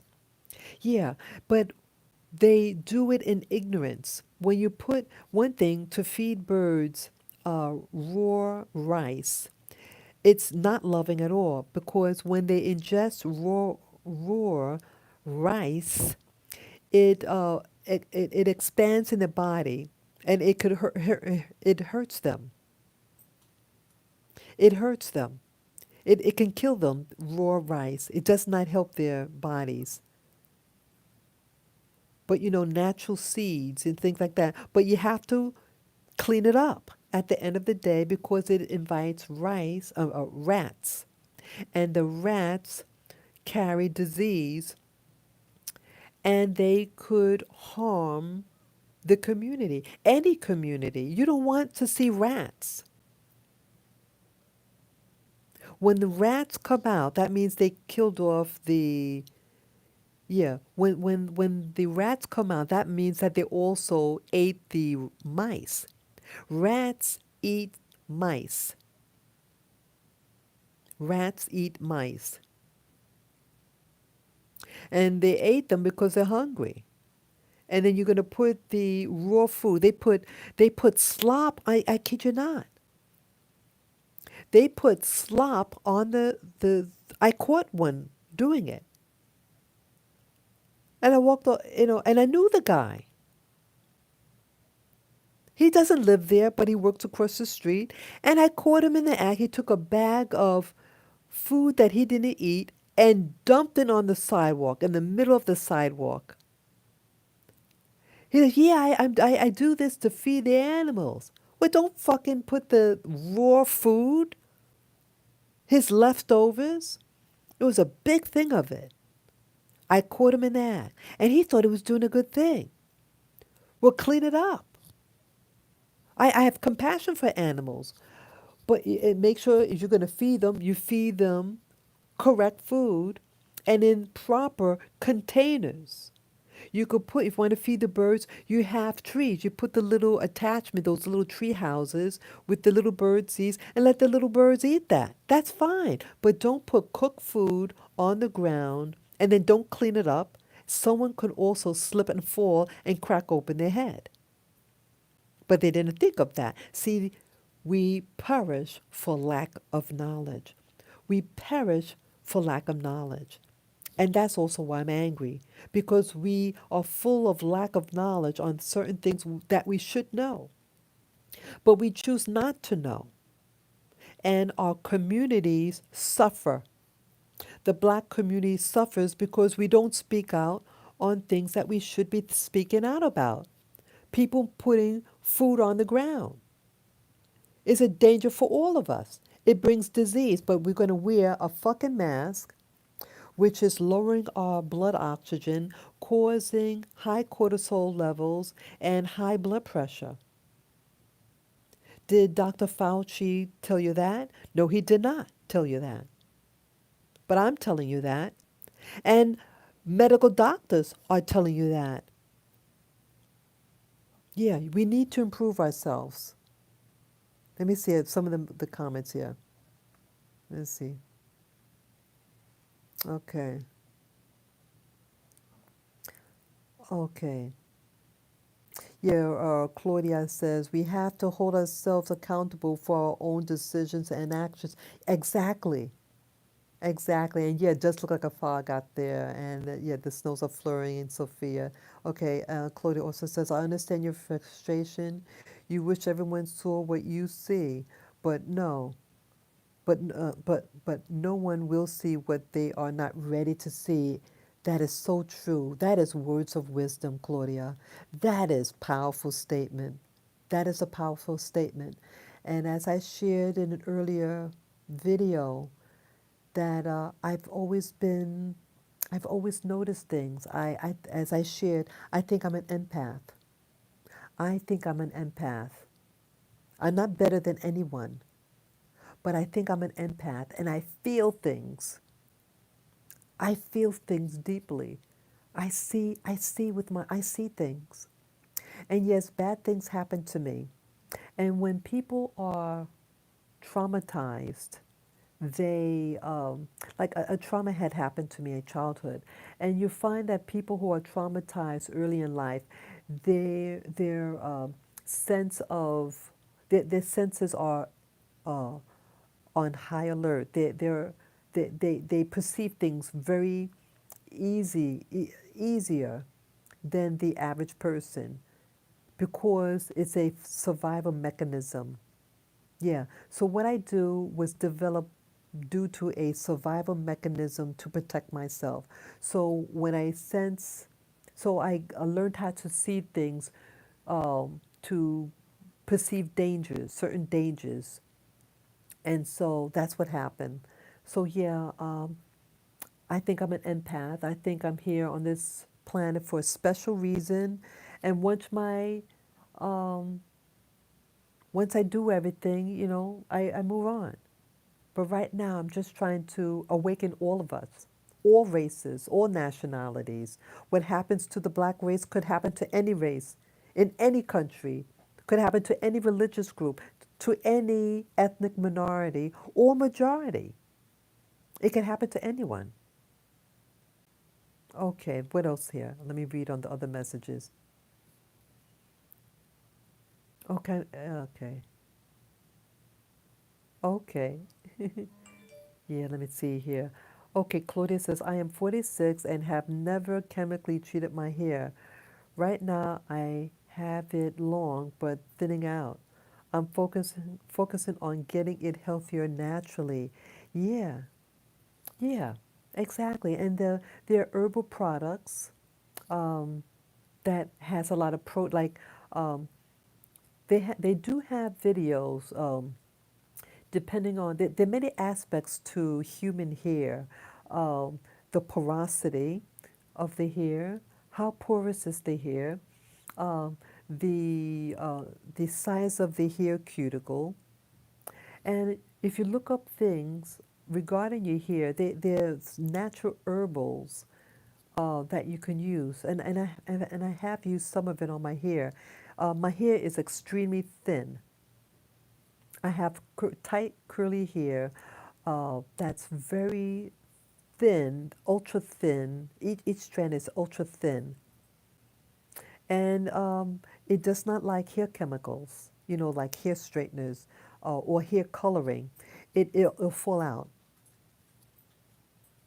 So uh, life. See, that's also being an empath. See, life had taught me by my actions. Yes, in the past, I had a hair weave. I got my hair weave in 1986. 1986. I had it on for 2 weeks because like a friend of mine, a so-called friend of mine at the time had it, and she shared with me that she goes to get hair extensions. I didn't know about hair extensions. I said, wow, hair extensions, you can have naturally looking long hair overnight. So I went, and a bald spots developed on my scalp where it was anchored. And how I found out about the bald spots when a student, I went to cosmetology school, that's hair school. And when I went to cosmetology school, one of the students, a light skinned Caribbean woman, did my hair. And there was a reason why I said it like that, but I won't go into it. I have in the past. A real racist woman against black people. Here she's of black heritage, but she is a mixed race. Her father is white, her mother is it's a West Indian woman from the Spanish West Indies, but they lived in Curacao, a Dutch island. And she says, oh, I can't go to your house because I'm a white person. I thought she was joking. She looks like a light skinned black woman. And she didn't go to my party and other crap. Yeah. And she dated this guy, this white dude, and the white dude beat her up. Beat her up so badly she couldn't go to school. Yep. She had a black eye. She had to wear these big glasses to cover the damage that he did. Yeah, he was a crazy white dude. Yep. And she was a dumb female. A real dumb female. But either way, I'm off the track again. Yeah. Uh, but so she was washing my hair, and she saw the bald spot. So when I had the opportunity, I raced back to that hairdresser to remove it, and she couldn't remove it that day. So I went to another place to get it out. Yep, I needed that out. Um, so Sophia, I learned early in life. See, I admit that I had it done in 1986 because I thought it was new to me. My friend got it done, and I wanted long hair. You know, my family can grow. You know, my some family members of mine have naturally straight hair. I have hair like my father, and I thought it'd be cute to have long hair. And nature taught, but when that happened, when the bald spot happened, and yes, it did grow back, and I had to get the doctor put this cortisone cream, gave me cortisone cream on it to put on the bald spots to help promote hair growth. Yeah. So I I learned that when I wasn't true to my body, that bad things are going to happen. Okay? So life taught me in 1986, you better like what length of hair you got. Because whatever hair you do have, when you do this to me, I'm going to do something back to you because you're telling me you don't like me. And so my hair rebelled and the bald spot. Okay?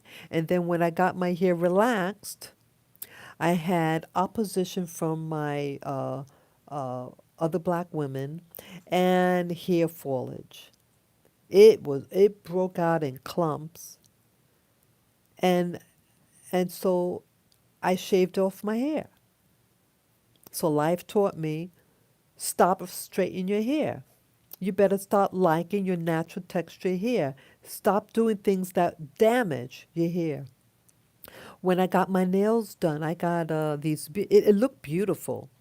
My nails could naturally grow long, but I was at a short phase with my nails, and I had a function to go to, and I see all the other ladies with these decorative nail jobs.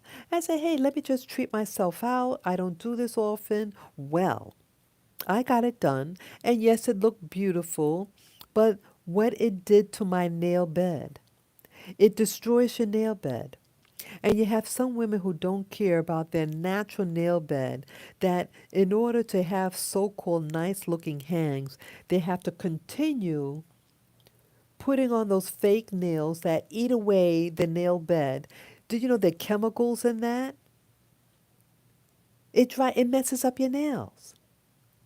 And they say, "Oh, I don't like what my natural nail looks like." Well, hello, start using treatments. You can use coconut oil, olive oil to soak your nails in to make them less brittle. Shape them up nicely. And that's all you need. And so life teaches me, look at my hands. These are my hands. I have nice hands. I was taught in life to treat my hands nicely. See, that's my left hand, and this is my right hand. Okay. See that?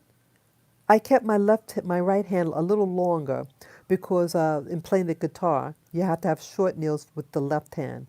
Okay, those are my hands. I have natural hands, and that's all you need to do.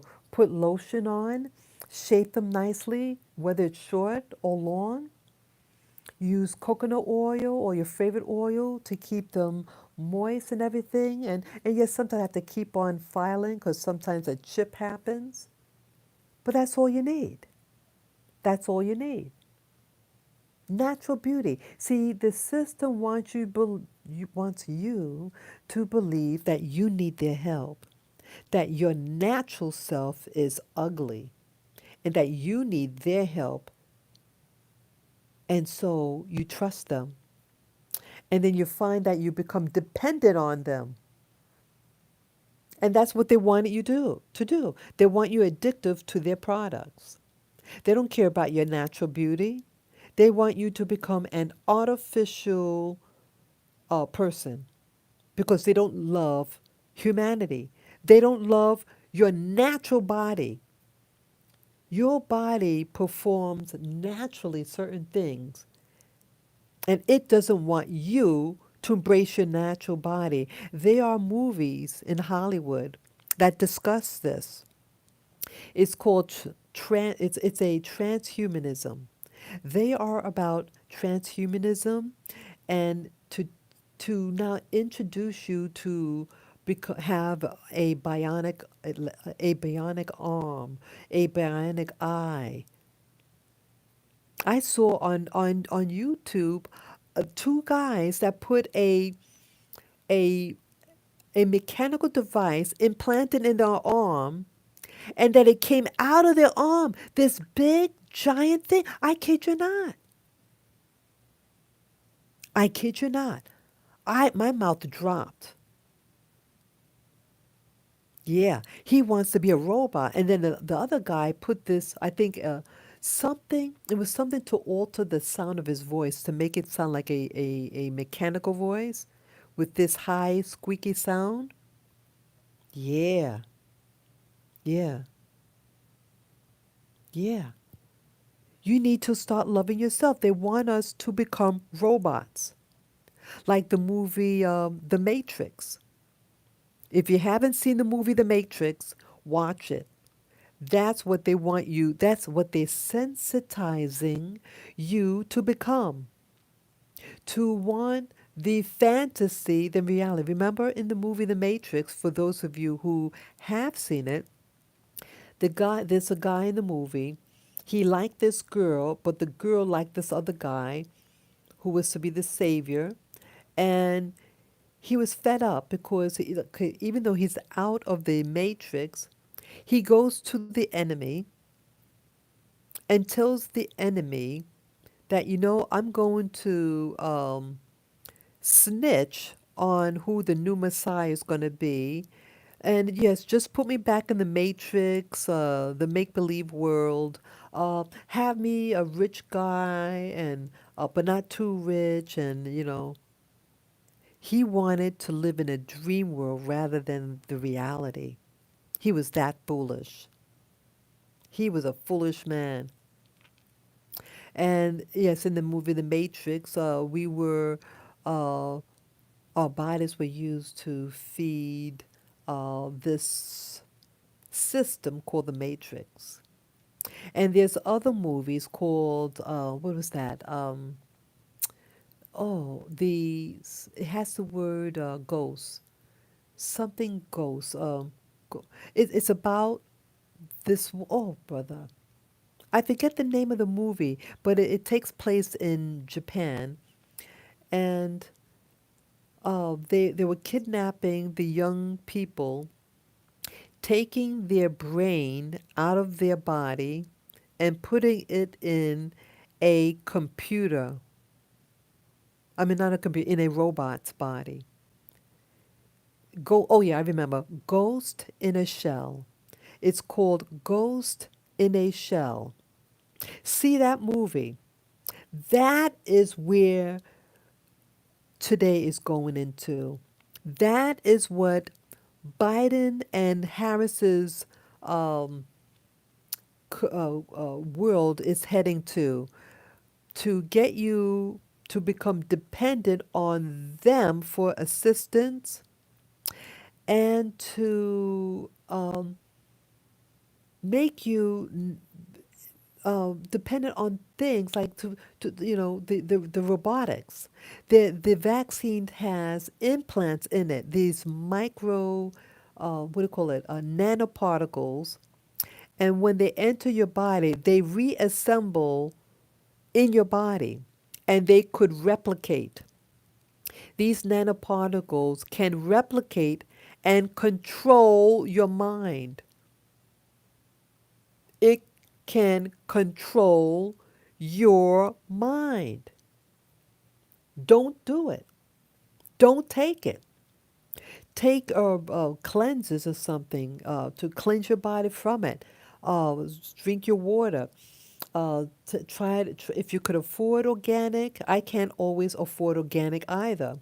But try to eat unprocessed food. Try to eat unprocessed food for your liveliness. Cook your own food when you can. Or if you eat out, eat the veggies, things that really promote wellness. Artificial food, don't eat. Processed food, don't eat. Don't eat it. That's why they want you to eat it. And that's why they want you to have the vaccine. Because they make you afraid. They make you afraid if someone gets within 2 feet of your body, right? And then you panic and you run into oncoming traffic. Don't do that. It's all trying to scare you. It's just a cold or flu. And like cold and flu, like right now it's snowing. What happens every snow season? Cold and flu. But they put a different name, a different package, and make you think you're getting something new. It's just a cold and flu. And it's always hurt the elderly. It's always hurt the elderly. So just be mindful of you being delicate. Try to eat foods that boost your immune system. Wearing a mask does not boost your system. Okay? Wow, it's even heavier out there, the snow. It's getting heavier and heavier. You see that? It's even heavier and heavier. Yeah, that's what it's all about. You have to go see that movie, Ghost in the Shell. And there are other movies like that. Yeah, transhumanism. It's all about transhumanism. And it's interesting that movie Ghost in the Shell took place in Japan and Asia and China. They want to overcome and make you like a robot. That's what it's all about. It's about human control. And Hollywood is telling you the secret. And I saw, I think it was last year or the year before, that there was a relatively young person who had a terminal disease, and they told that person, we could put your consciousness in a computer as an option for you because you're just going to die soon. And I think that person must have taken it. Yeah. It's out there. It's out there. I heard about it over YouTube. This science. Yeah. And there was another movie about that. About, I think it's called Little People or something like that. It came out maybe in 1919. I mean, 2019. About the little people, and that they it was so weird. They promised this couple. It was a husband and wife, and they would go in they would shrink their body and have them go in a new environment, a miniature world, and then there was new rules that this new little world. And at the last moment, the wife uh, backs out, but the husband went through it. And once you go in, you can't come out. You're forever there. And then now he has to navigate being by not having his wife by his side. And he has to learn how to cope in this new environment. Yeah, I have a feeling that's a reality, and it's all to feed the matrix, feed the system. And I told you about the vision that I had today. The What was that now? I saw that the cartoon, this little caricature of a little boy with a giant size hat, like like with Bugs Bunny, the characters with that oversized hat. That's what I saw in the vision. Yeah, yeah. Other things that I'm seeing now in my visions. Things are happening for a reason. I don't know what it is. And I don't know whether I'm tapping into a parallel universe, or am I tapping on to uh, television waves that are out there, because I live in New York City and they have a lot of TV studios here. I don't know. So I also share this because some of you may know about these things that I'm seeing. Yeah. Yeah, Ghost in the Shell, Sophia. Yep. Let me see there. I missed some of the messages here. Let me see here. Yeah, yeah. Bird hates them, the birds. And Claudia also shares, my son is an empath. I understand. Okay, I'm glad you understand, Claudia. Yeah, none of the things that I say is ins, designed to insult black people or any race. It's about waking up, and I share all my stuff. I shared that I had a hair weave. I shared that I had my hair relaxed before and what happened. And I felt humiliated when those things happened, when my hair got a bald spot. Yeah. So I share this with other black women or any woman who's willing to listen. Okay, okay. Claudia also says, my son says he feels everyone's energies around him. Wow. When you put love into anything, it will grow and shine. Yeah, I'm really about love. I want love for myself. I used to feel unloved growing up, and I'm learning, hey, I can love myself. I could have beautiful things. It's not other people, but you. You can have anything you put your heart to. And that's what I try to convince myself and others. I want beautiful things in life. I don't want them to control me, but it's just a tool. And that's all it is. And that's all what I'm about. Okay. And then Claudia says, when you put love into people, yes, works the same way. Yeah, put love into things. Okay, Claudia says, right now you can't even trust organic unless you are buying from a known trusted organic farm. But yes, we at least can do is it clean? Okay, clean even if it's not organic. Yeah, yeah. If I don't buy organic food, I just clean the food and cook it to wellness. I do my best with what I have. Do your best with what you have. You got a penny? Well, do a penny's worth. Do the best with what you have. And I do pray over my food. and give my thanks. I do that because I'm showing appreciation to nature and let nature know, I need this food to eat.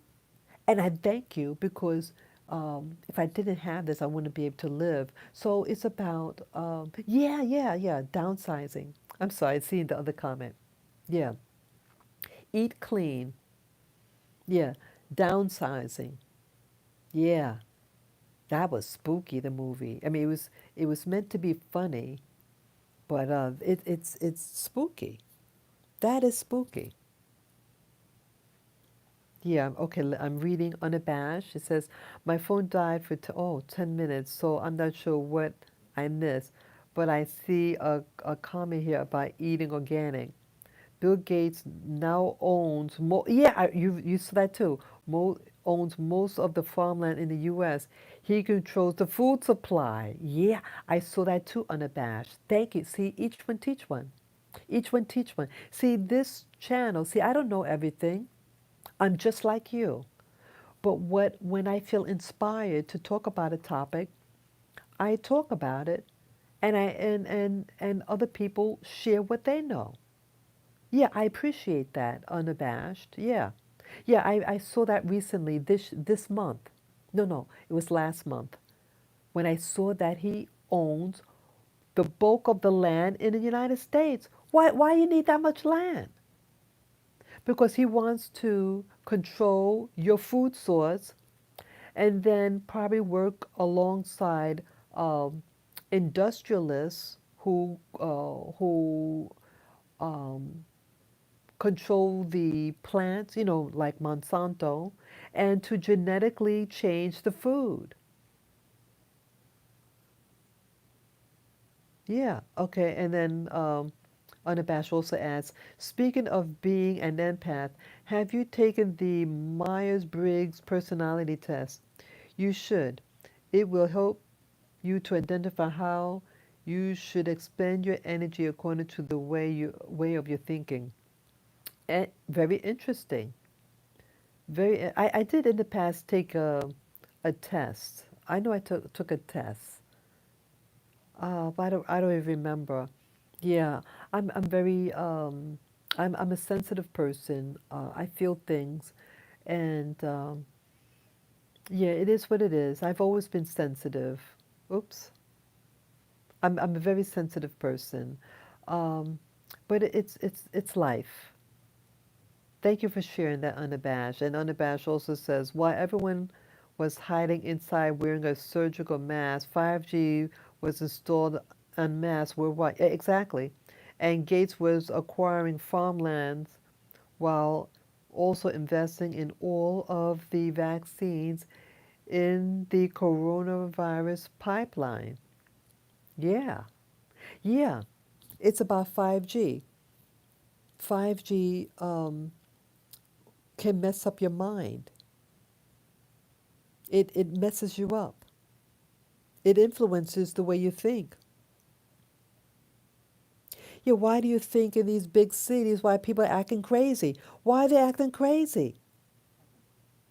The things that they put in your food and then the 5G, I believe. Okay, I have to be careful to say that word because it might flag the account. Certain words that we say they don't like. But what can happen is that the nanoparticles that are in your body, those nanoparticles are influenced with those technologies and mess you up. And to alter, you see the things that when I have my body cam on, some of those people, you saw how they were acting.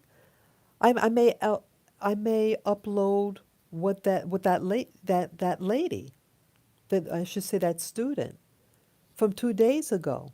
Remember I said earlier in the live stream about the college girl that was acting like a buffoon against me? Remember that? Yeah. I may just share that because I had my body cam on at the time. minding my own business, and I was maybe 80 feet away from her. I passed them. I never said anything to them, and she ran up to me in a weird way and is making these weird sounds and laughing. Really bizarre. Okay, Unabashed also added, there are 6 personality types. Please take the test.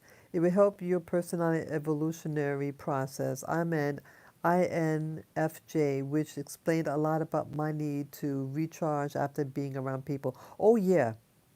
Yeah, like me too. I have to, like when I do a video, I have to relax and unwind. Yeah, yeah. Claudia shares, so a package can say organic when it's not, yet they are taking your money. I grow my own herbs and cilantro. All right. Also have a moringa tree. My nuts come from out. Oh, I guess it's for the other countries. Yeah, very nice. Thank you, Claudia. Yeah, I tried. I was doing sprouting. I haven't done some. I didn't do any yet this year. I'll start doing my sprouting again. Yeah, I did it last year, late last year. My jaws came in, or I think what was that October, November, and I did my sprouting. Yeah, I have sprouts. I love what do you call it? Mung beans. They're really easy to grow. Yes, yes. People start sprouting if you can. You live in an apartment, you can do sprouting. You know, and it just gets some of your nutrients. So at least it's you, you know. Yeah, as for organic, okay, organ. What someone shared, and this was the story about the nun. I made mention of it recently. There's a nun that got groped by a one of her superiors. It was a man. The man died, but what happened? Uh, she got targeted, and they implanted in her body during an operation these nanoparticles, and they attempted to kill her about 8 times. And she's on YouTube. What's this? Sister something. I forget her name. But she shares information. She shares her experience, what happened to her, and that there are. She said nothing is truly organic because many of the foods have nanoparticles in it, and that they are in your body. That's what she shared, and she's implementing, uh, like this. Okay, she's organizing a new licensing to say that your food is nanoparticle free. Like this organic. She wants to implement that a food does not have any nanoparticles. Which is I think is a great idea, but it is costing more money. Everything, any certification upon your food is costing, will be costing you more money. So it's always good if you can grow your own food. Humanity at one time used to grow their own food, but now you got the banksters. They want to get you into slavery, right? They want you dependent on them making food. And the food that they create for black people is the worst of the worst. That's also why we have health disparities, because by the time that like most of the stores in the black community are not run by black people, and the people who do business in black communities, these are poor people of those communities, but they're rich, they have enough money to at least open up the business in your black neighborhood, and they don't have or don't care about getting quality ingredients, or they don't want to expend money. They believe in extracting your money. Stop letting them do that to you and start telling them get quality food, or you'll go somewhere else. Yeah, don't vandalize anybody's store. You just say, hey, we don't want this in our food. Stop getting us sick, or we're going to go somewhere else. to get our food. Okay, yeah. Okay, Unabashed has said, I have video from around New York City in March, April that says 5G is coming. Yes, I did that too. I shared that also on my video. On May 15th, all of those signs and ads changing to 5G is here. We've been played, folks. Yeah, yeah. And 5G is what could be causing the symptoms of the corona. Did you hear that before? That the symptoms of these waves cause flu-like symptoms in people. And then if you're elderly and you have a compromised system, you could get tested positive for something you don't even have, and it's 5G. Yeah, and that's also why I want to leave, because it's not safe. The black people here in New York City are acting crazy, and I don't want to stay here and wait to find out what they're going to do. Look at this. You think this is a natural snowstorm? This is a snowstorm. See that, people? That is a snowstorm. This is so, if you can see what I see this, where you're looking from, it's not even showing you what I see. It shows just part of it. You don't see the detail. This is a snowstorm. And is this a natural phenomenon? Is this really natural? Or is it man-made? And I shared with you last month, this could have been January 2nd, the, what do you call that? Chemtrails. The first time I saw what looked like authentic chemtrails and how it was melting from the sky. Yeah. And then right after that, it was a snowstorm. Yeah, I believe it's a weapon manipulation. That's what I believe. Yeah, to keep people at home, to lock you up, to do more of a shutdown on the system. That's what I believe all this is about. It doesn't really snow like this much in New York. Maybe twice a year in New York City. Not much. Or just a little flurry. That's it. But this is heavy. This is heavy, folks. And you saw it live. Yes, you saw it live. Yeah, because it wasn't snowing, and then it started snowing. I said, hey, folks, it's snowing. Yeah, yeah. I enjoy these times with you guys. Okay, someone else shared information. Okay, Unabashed says they were working overtime to install it. Yes, Spectrum, Verizon trucks working at 3 a.m., 4 a.m., 6 a.m. at high schools, 11 p.m. in residential areas. They worked hard to make sure it was done before the reopening. That's right. That's right. You're very informed. I heard about things like that. They were closed to schools initially. Remember that? Yeah, they closed the schools initially so they could put in these things in the school. That's what I heard also. Okay. Claudia says, my ex used to work in a vegetable packing and told me how they would just slap organic labels on non-organic produce. Oh, wow. Thank you for sharing that, girl. You notice something else? Okay, since we're on the subject of organic, I went to my favorite store if I buy organic, where I usually go to get it. And it's just an observation. I noticed the things that I'll get, like avocado. When I noticed the avocado that says organic, it's extremely small and hard. Why would you pick that so unripe? And there's some other foods. I noticed that the organic foods uh, haven't been ripening. Like I bought good money. I mean, I spent good money on that organic food. And it's the fruits in particular, not the green veggies, but the fruit look problematic. They look unhealthy. They're real small and unattractive looking, and it doesn't ripe well. And then I see the other food, the regular food, that it's big and it had flavor. So go figure. Go figure. I can't figure it out what's going on.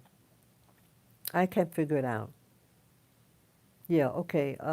Thank you, Claudia, for saying that. Claudia also says, yes, I suspect that is causing it. Yeah, yeah. Um, yeah, so I'm wondering whether those foods in that organic store, whether those foods are organic. How could that be organic if it's not? It doesn't even taste good. It was hard like a rock and it never ripened. Yeah, so that's why I don't really buy fruits. Yeah, I don't like buying them because you don't know what you're getting. Okay, Claudia also says, I just tested positive for COVID for the second time. Oh, I'm sorry, Claudia. It's been a month after being infected. Yeah, I think, are you the same one that shared that maybe 2 days ago about your condition? Yeah, I'm sorry to hear that. Yeah. Yeah, I want you to be safe, Claudia, about your health and everything. I appreciate you sharing that information. Wow. So the someone could but how do you feel right now, Claudia? Um, yeah, okay, so you've been infected a month now. What are your symptoms if you're comfortable in sharing your symptoms? Yeah, Claudia, yeah, there's a blizzard. Yeah, you have a blizzard out in your window. Yeah, it's really going. It's so thick. It is so thick. All that snow. Okay. Uh, Michael said, "Hey, good morning, Michael. Good morning, good morning, good morning. Welcome, welcome, welcome." Yes, and as you come in, please, if you haven't, give me a thumbs up in the chat room. Yes, this helps the algorithms. If you're comfortable in doing it, please do so. I thank you. Yeah, good morning, Michael. Yes, Michael shared, I called several I called several medical agencies when this first started last year and told them about the importance of vitamin D. Several studies show that this cytokine storm is modulated by vitamin D3. Yes, I heard something like that. Yeah, I take my vitamin D3, Michael. Oh, you bet. Yeah, vitamin D strengthens your immune system. Definitely so. Definitely. Yeah, vitamin D3 in particular. Yeah, take every day your vitamin D3. Okay, Claudia add, I feel fine, just coughing out phlegm. Okay. Hey, Claudia, um, there's a thing called, I bought it over the internet last year, early last year when the COVID first hit. It's called a salt pipe.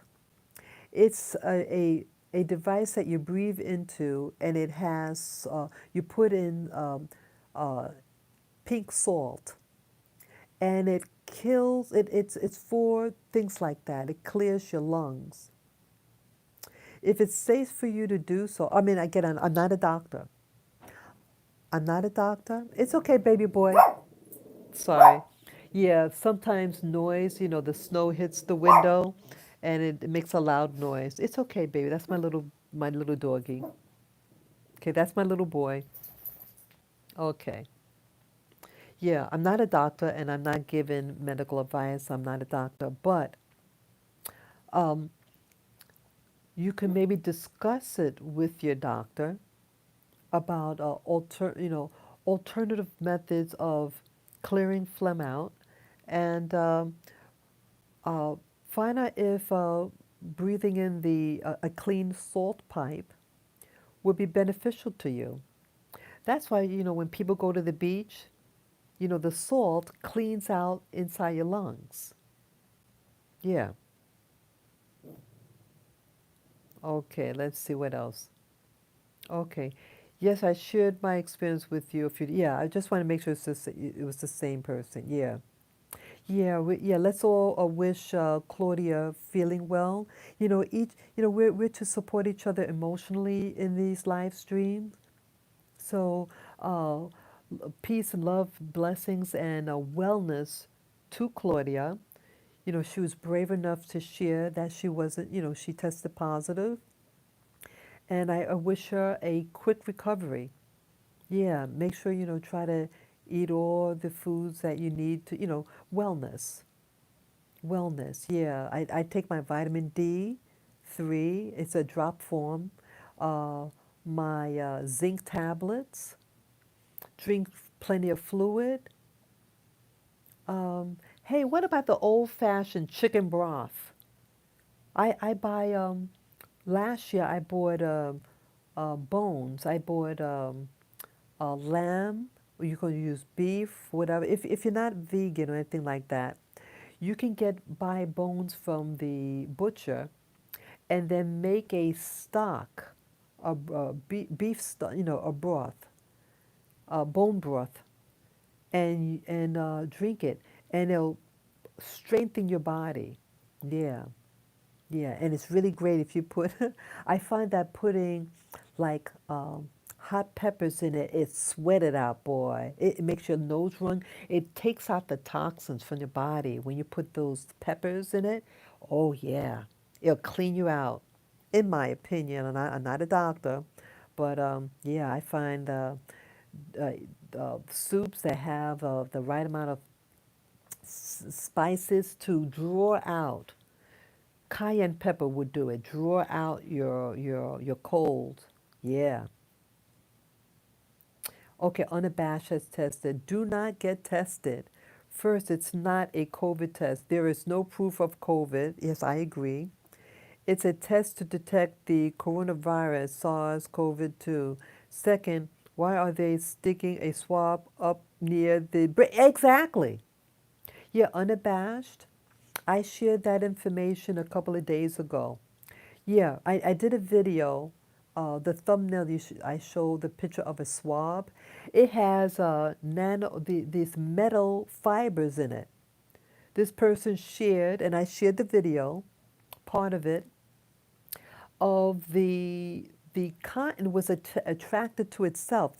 She took the swab and unwound it, had it unwound, and took a fiber from it using a tweezer, and the thing moved on its own, and you saw metal, and they put those swabs and press it up your nose, right next to the base of your brain. It's a thin membrane that separates the brain from your nasal passages, and they're putting those nanoparticles up in the brain.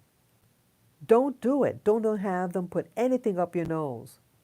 See, what they say is, oh, the COVID, if you cough or sneeze, you get it. Okay, if you can get it from coughing and sneezing on somebody, then they can just take a sample of your spit, you spit in a tube, and test it to see if you're positive for the virus. But see, they didn't do that, and they're shoving something up your nose or down your throat. And they're using those temperature devices in your eye and in your head, on your forehead. You don't do anything near the brain, but they're doing that because I think they're trying to mess you over. Okay, yeah. So thank you for sharing about that on a badge. Okay, what else is said? Yeah, I want to do a sword flush. Yeah, yeah. So you heard about the salt pipe. It's online. I got mine online. I purchased the pink salt. I have a big bag of it and the pipe. I haven't used it yet, but when that COVID hit, I got it in April. Yeah, I was in a lot of fear in April. Uh, yeah, a lot of like tremendous fear. I could see how fear could kill somebody. I was in so much fear.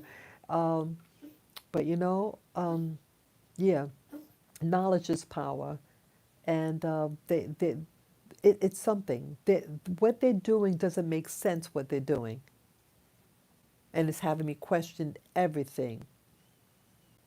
Okay, yeah, okay. Okay, Claudia is saying to Unabashed, I was sick and tested positive. Right now I only have phlegm, coughing up, but still testing positive. Okay. Yeah, you want to do a soft flush. And then Michael says, Manuka honey and black seed will carry you through COVID and take your vitamin D daily. I heard of black seed. I went to my favorite health food store and I saw in the refrigerator black seed. Yeah, I'm not sure what black seed is. Okay, Unabashed says if the big emphasis has been to keep our mouths, nose covered because it is in your spit, why not swab the inside of your cheek? Exactly, that's what I'm saying. Exactly. Why are they going deep into your nasal cavity? What are they placing there? Exactly. See, Unabashed is, yep, he's that person seems to be awake also, awakening also. See, initially, we just believed what they was telling us, but then early, I was getting conflicting information. In April, I was very afraid, extremely so, but things just didn't make sense. Yeah, okay, Unabashed says, not trying to be insensitive, but the sister said she has a cough. We're using these code words to perpetuate a deception. I know several people who said the same thing. They were never actually sick. Okay, okay, okay, okay. So, okay, Clarissa, I did a saliva one. They are not doing, okay, I missed that message. Yeah, yeah, okay, I missed that message. I did a saliva one, Claudia says. They are not doing the nose ones anymore in my area. That's right. I think you mentioned that a couple of days ago. Thank you for sharing that again, Claudia. Yeah. Yeah, we ought to be sensitive to each other. Again, if someone says that you have something and you're not feeling well and you have symptoms, then that is something to think about. I mean, something to work on. Yeah, exactly. Yeah. Go, if you listen to your body. If your body is saying that it's not well, then it's not well. And to do things that make sense, that is gentle on the body, Yeah, and Michael says, yes, Himalayan sea salt. Yeah, I have a bag of Himalayan sea salt, and they have those pipes, these salt pipes, and it's inexpensive. I have mine in the drawer. Okay, Unabashed says it's cold and flu season. Exactly. We've been coughing, sneezing every single year for 10,000 exactly of years. We have to put things in perspective. Be healthy, resist the test, resist the propaganda. Exactly. I agree. I agree 100% with that. Yeah, we've been having colds and flus uh, for eons. But see, they didn't call it coronavirus. See, it's Frankenstein. Dr. Frankenstein controls the medical world, and Dr. Frankenstein is trying to destroy humanity. Dr. Frankenstein doesn't love nature, and so he doesn't love himself. That is Frankenstein, Dr. Frankenstein's problem. Okay, Claudia also added, I also lost my smelling. Now I only have phlegm. Oh, okay. Yeah, yeah, exactly. Yeah, yeah. Try, do you, essential oils. Um, wait a minute, no, I didn't mean to say essential oils, but essential oils to decongest if you're congested, like the eucalyptus. They have those machines, the humidifier, you can put eucalyptus in it, and that's what they did in the day. That's what they did in the day. And but you find like hot pepper, like a cayenne pepper.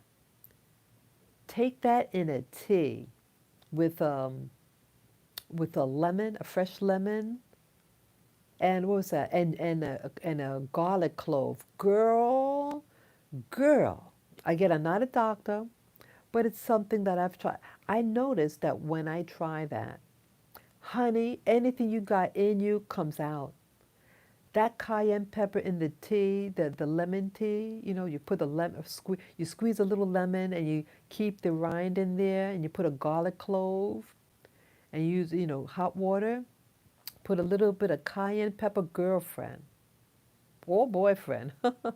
It'll clean you out. It makes your nose run and get out all that stuff from in you. Yeah. And I bet you'll be able to smell again. You'll be able to smell. Just an opinion, not a medical thing. I'm not a doctor. But yeah, yeah. So I'm eating moringa, yeah, and 80% raw eating. Nice. That's nice, Claudia. That's nice. You'll get better soon. And keep us posted about your health. We care about your health.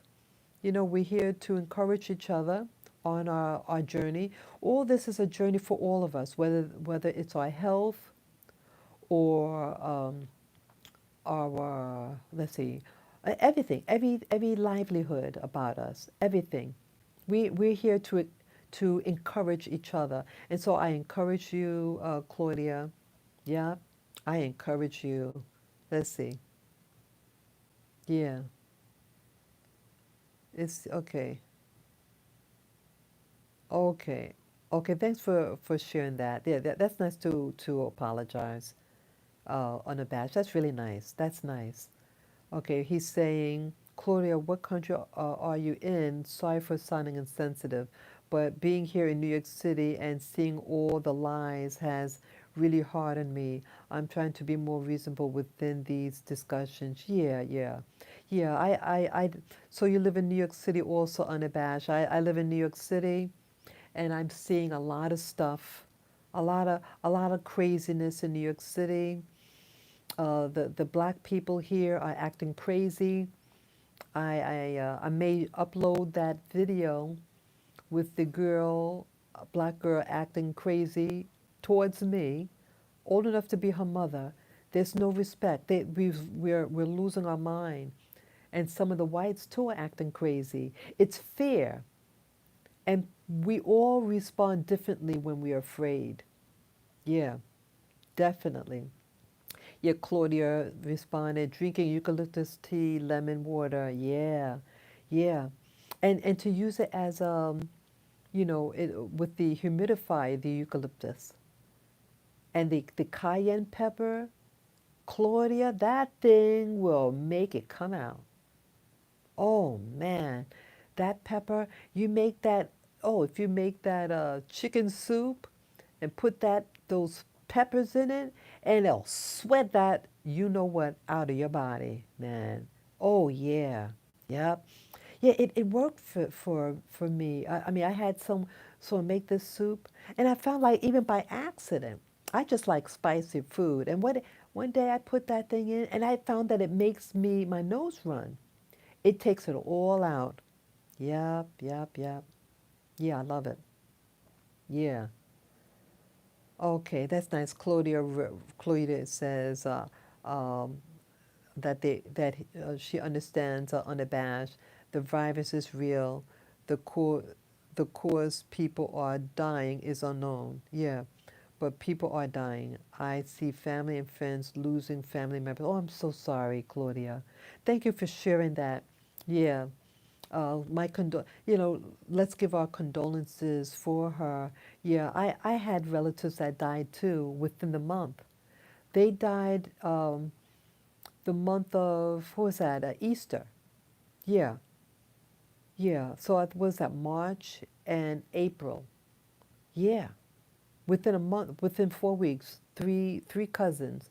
One was, they were all, one of them at least was very senior, in the 80s or 90s. Yeah.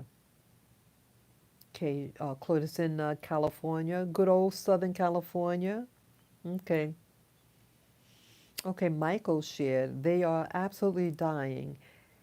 A business partner of mine in Moreno Valley lost her mom to COVID last month. Yeah. Thank you for sharing that, Michael, and our condolences to all that. 72, no underlying conditions. My condolences. Yeah. You know what else what I heard, what that can happen, Michael? Uh, the elderly aren't being diagnosed with, well, they're not being tested for pneumonia or influenza. Yeah, they're not being tested for influenza. So they're not being treated for it. They're only being treated once you get in the hospital. They're only, okay, I did a video on this and it wasn't clear. It wasn't my best in explaining. Um, on the market right now in the United States, there is no oral medication. There is no oral medication for uh, the virus for, like, let's say you go to the doctors and test positive. There's no medication for you to take. The only medication that is out there that is approved by the FDA is this medicine. Oh God, I forget the name. Remdesivir. Oh, I can't even pronounce it. But it's a a, a a medicine that they put in the person's IV. So you have to be hospitalized and in serious condition, and they put it through your IV, this medication. That is the only approved medication on the market in the United States of America that is approved by the FDA. That is the only thing available. Outside of that, so it's almost a year now, and there's no medicine for people like Claudia. Nothing. So they want you to go to those emergency care centers and have you wait outside in the cold. There are people, I bet if I go outside, there's going to be people outside waiting to go in the urgent care to be tested if they have COVID. Why go in there if they can't treat you? It is just a cold or flu. And yes, for the susceptible, that's the name, remdesivir. Thank you, thank you, thank you, thank you, Michael. Thank you, Michael. Thank you. Thank you for sharing that. Yeah, each one teach one. Thank you for sharing that. So that's the only medication. Yes, I heard that it attacks your blood. Yeah, it gives you blood clots. Yeah, so that's why if you have COVID or whatever what you have, to the medical doctor said, don't be sleeping all day. You have to keep moving because you develop blood clots. Yes, the medical doctor shared the same thing. But is Dr. Fauci telling you that? No, they're not telling you that. But they're censoring the medical doctors. Dr. Fauci is not a medical doctor. He is a research scientist, and his background is very questionable. Yeah. Yeah, pneumonia. Okay, there more information. Yeah, these um the print is going very quickly now. Let's see.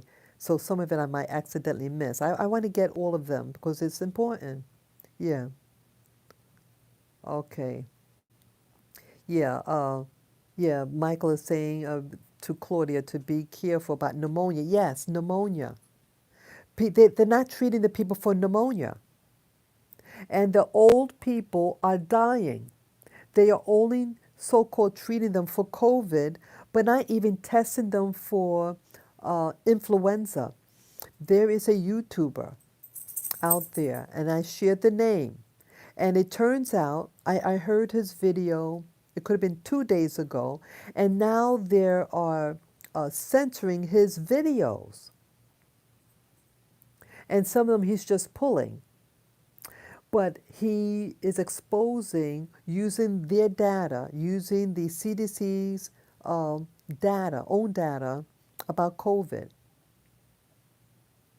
And people aren't being treated. Most of the people who are dying are the elderly, people 65 and older, and that the people, it turns out, like post-mortem, when they do the autopsy, it, it turns out that many of these people had what they call PNI. That's pneumonia and influenza.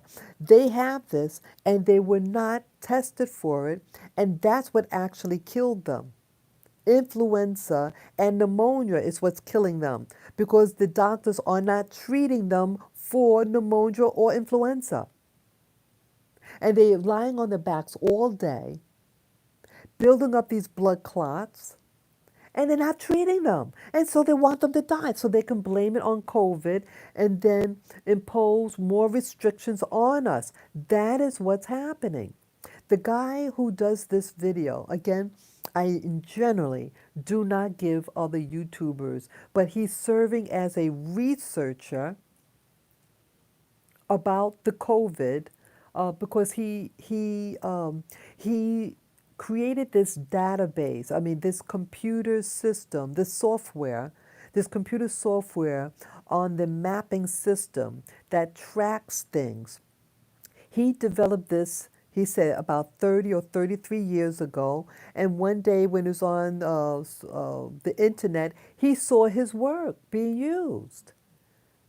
And so he understands how it works, and he saw the information, and he followed along to investigate, and he um, took the data, the numbers alone, and when you get numbers, you're able to do what's called a spreadsheet, the pie charts and the bar graphs. And he saw that there was information that was being excluded, that the people that were dying, the mass majority of these people who were dying actually had, at the time of death, pneumonia and influenza. And that they excluded the figures for influenza and pneumonia. So you start to think that people aren't dying from it, but people are. People are dying, and most of these people have both the COVID and the PNI. PNI stands for pneumonia and influenza. But they want you to be afraid of the COVID so that they can manipulate and force you to wear a mask. If you just hear the word pneumonia and influenza, I mean, that's always been around, and no one was forced to wear a mask, and no one was told that all businesses had to close down because of this COVID. This aspect of the corona is what's problematic. Yes, people are getting sick and dying, but what are they really dying from? Lack of treatment for pneumonia and influenza. Yeah, the name of the guy, his name is John, middle initial E, Hoover. John E. Hoover. His work is phenomenal. He focuses on COVID. And now they're attacking his channel, the system. Yeah. And his work is fantastic. Watch it. Again, he's not telling me to tell you this. I found his channel by accident, and I find his work very thorough, and it's to remove your fear. It's not to be ignorant. Yes, protect your health from pneumonia and influenza. And make sure when you go to the doctor, ask them to test you for pneumonia and influenza and to be treated for that. They're not treating for pneumonia or influenza, and the old people are dying. They are dying.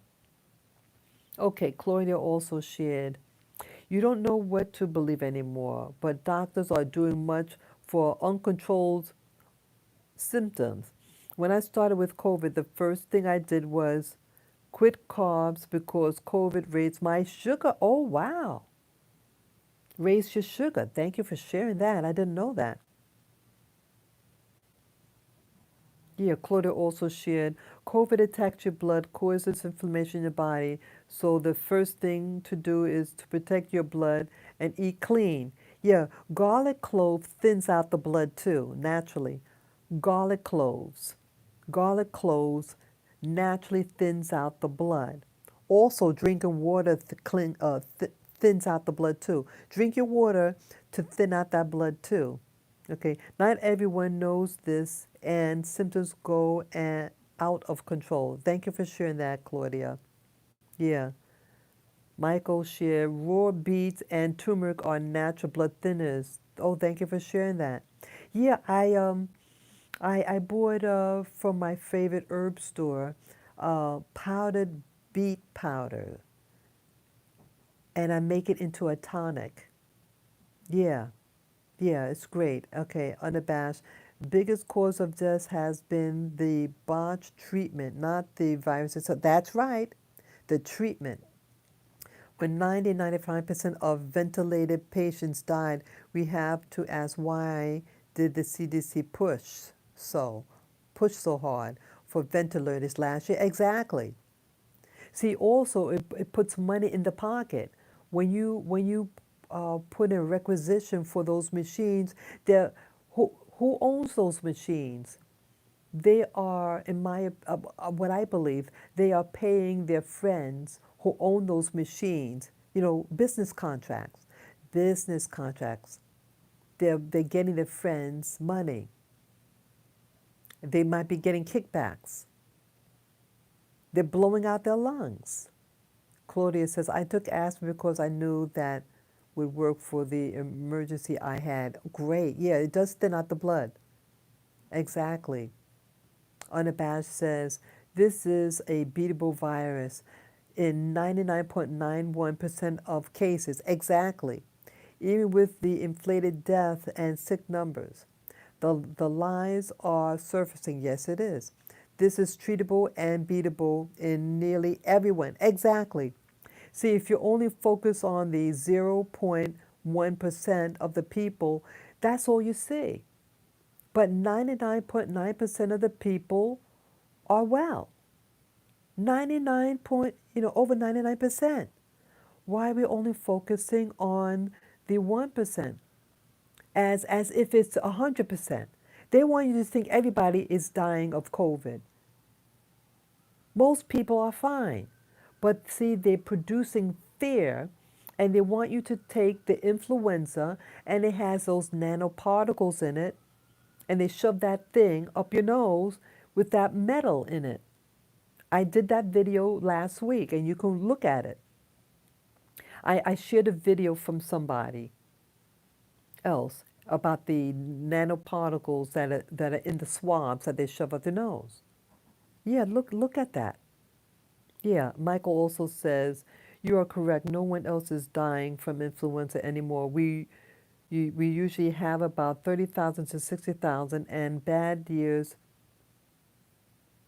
and no other health conditions. They're calling everything cold. Yeah, that's right. Exactly. People are dying from influenza and pneumonia. That's what those old people are dying from. They're not being tested for it, and they're dying of it. And when the coroner does, because the coroner has to um, tell you the cause of death. And when the coroner did there is a database for the coroner's office, and they give the testing, the outcome. They share what the people are dying from, and many of them have both COVID along with pneumonia and or influenza. And because the hospital did not treat them for influenza or pneumonia, they died. They're not the same protocols of treatment. There are two different protocols for pneumonia and COVID. Some pneumonia is bacterial and not viral. Yes, And these doctors in these hospitals could be sued when it's found out that they were not treated for pneumonia or influenza. Yes, there's going to be a lot of lawsuits. There's going to be a lot of lawsuits. Yeah. Take control of your health. They're now going to try to make necessary I mentioned this earlier, a COVID passport. You can't go anywhere in the United States without a COVID passport. This is to track us so that like we're slaves. And like in slavery days, we have to have a pass, a special pass to travel. And now they're putting this upon us for this COVID, which is just a cold or flu, and they're putting us on panic mode. And many of us are dying due to the stress of all this because you can't visit relatives. Screw that. Yes. Okay, Claudia said, my friend in San Diego got very sick. When she went to the doctor, they told her that she needed to get an oxygen machine, $2,000. She didn't, but instead went to a doctor in Mexico and he gave her shots. Okay. Yeah, it's all about money and insurance money. They all see, because when Trump said, that's right, I'm a Trump supporter. I'm a Trump supporter for the good things he has done for America. He was not a perfect man. He's not perfect, but he was about, at least at one time, he was informative. America first. So it cut into the profits of the corporations, and they were out to get them. Yeah, they were out to get them. Sorry, okay. Yeah, yeah, okay. Yeah, the shots were for inflammation. Yeah, you got to treat the inflammation. Okay, Michael says exactly, Claudia. Vitamin D cracks that out of control inflammation. That inflammation is called the cytokine storm. Yeah, cytokine, they're stress responses. Your body produces toxins when it's under stress, and wearing a mask produces stress in the body, and the body starts to attack itself to try to get rid of whatever what is causing them harm. Yeah. Unabashed says an article came out in September saying that the flu no longer exists on 3 continents. So COVID cured the flu. Exactly. See how phony that is? Oops, sorry. Sorry. The lies are mounting up. They're embarrassing themselves with this laughable propaganda. Yes, it is all propaganda. Much of it is propaganda. Exactly. Yeah. So COVID cured the flu. No, it didn't. They just not, because we all heard the term flu, right? Flu and a cold. And this is, look at this outside. It's snowing. What happens in the snow? Cold and flu season. Hello? But they don't want to call it the cold and flu. They call it the other word, the C word, the other C word, to put fear in you, to make it sound like the boogeyman. Yes. Yeah. Okay, Michael says there are 2 families in New York that took their doctors to court for not allowing their mother to have, okay, that medicine, and they won. Good for them. Okay, that medicine is also a treatment for the COVID and a uh, prophylactic. Okay, yeah, great. Thank you for sharing that. Okay, Mike also says ivermectin is also sold in pet stores. Oops, sorry. Sometimes my finger hits something by mistake. Okay. Okay, sold in pet stores. I'm not saying go and buy pet store ivermectin. You probably won't find any anyway. You don't have to repeat this. Okay, ivermectin kills worms. Okay, so I wonder what 5G and how 5G affects worms. Oh, that's funny about the 5G. Yeah, um, it could be 5G. They're not talking about it. And that is so true. Who mentioned that earlier? Yeah, last year there were advertisements on the shelter, when you're waiting for the bus. Oh, all this advertisement for that 5G is coming near you. Your 5G is here. And it's making people act crazy here in New York City. Am I right? Go. Yeah. Am I right out there about what's happening in New York? Okay, what else here? If deworming cause, if deworming ourselves help us survive, something is causing this worms to go crazy. More of a parasite classification. Okay. Okay, because it says my friend gave me ivermectin. I decided to starve the dang worms. Ha ha ha. Yeah, go starve them. What is that? Starve a cold, feed a fever, some people say. Yeah. Awful, awful, awful. Okay, Michael says, how do you feel about the fact that they gave us all the mRNA vaccines first and held the traditional vaccines until later? Oh, good point. I.e., Johnson and Johnson and Oxford AstraZeneca Sputnik. Very interesting. Yeah, because they're programming, it sounds like they were programming our DNA, Michael, with the mRNA. They're programming us. Sounds like they're programming us. They're programming us to be monsters, right? Dr. Frankenstein is creating a monster. Yeah, don't take it if you don't have to. Don't take it at all. Don't take it. Wow, this is a very wonderful, wonderful conversation. And those of you who haven't um, um, give me the thumbs up. If you would give me the thumbs up, those of you who haven't already, before I leave this stream, yeah, it helps with the algorithm. And yeah, I love the conversation we're having now. Yes, each one teach one. Yeah, it's amazing how this live stream developed. Here I came on to talk about certain things about the move. I was interested in learning about places where I can live, and one thing led to another. And I shared you about the dream that I had.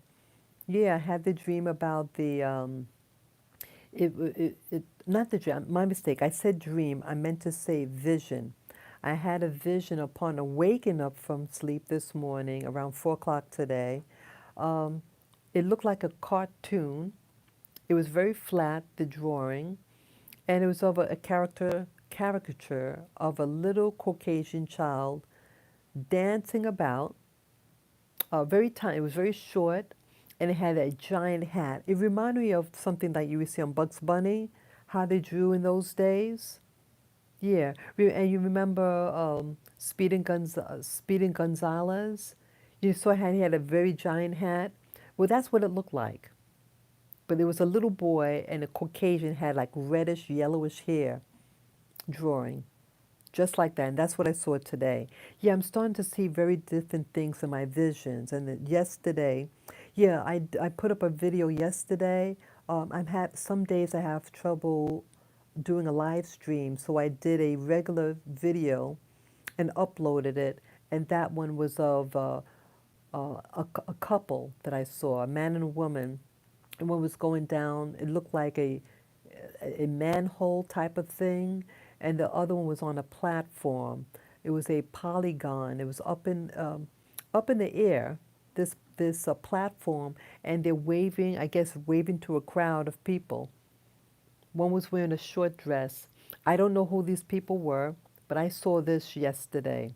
Yeah, it was real, real faint. So I saw that. I uploaded that. I think it's up now. Yeah. So my things that I'm seeing in the morning is changing a bit. And yeah, you can do the same type of experiment. It's real easy to do. Upon awaking up, in the morning or a deep sleep of any time of the day, keep your eyes closed, relax your body, and as if you want, as if you're looking through your eyeballs, your eyelids, and looking straight ahead as if it's a screen. uh, you start to see, many times you start to see an image. You may see an image or like a video or like something as if you're actually there.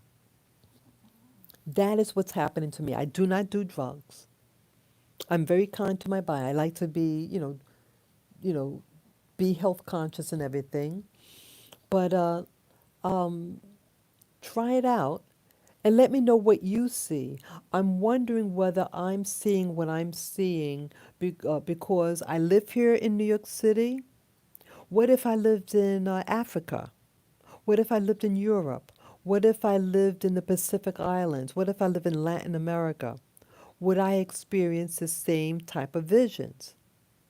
So I encourage you all to try it, to try to find out what is going on in this world.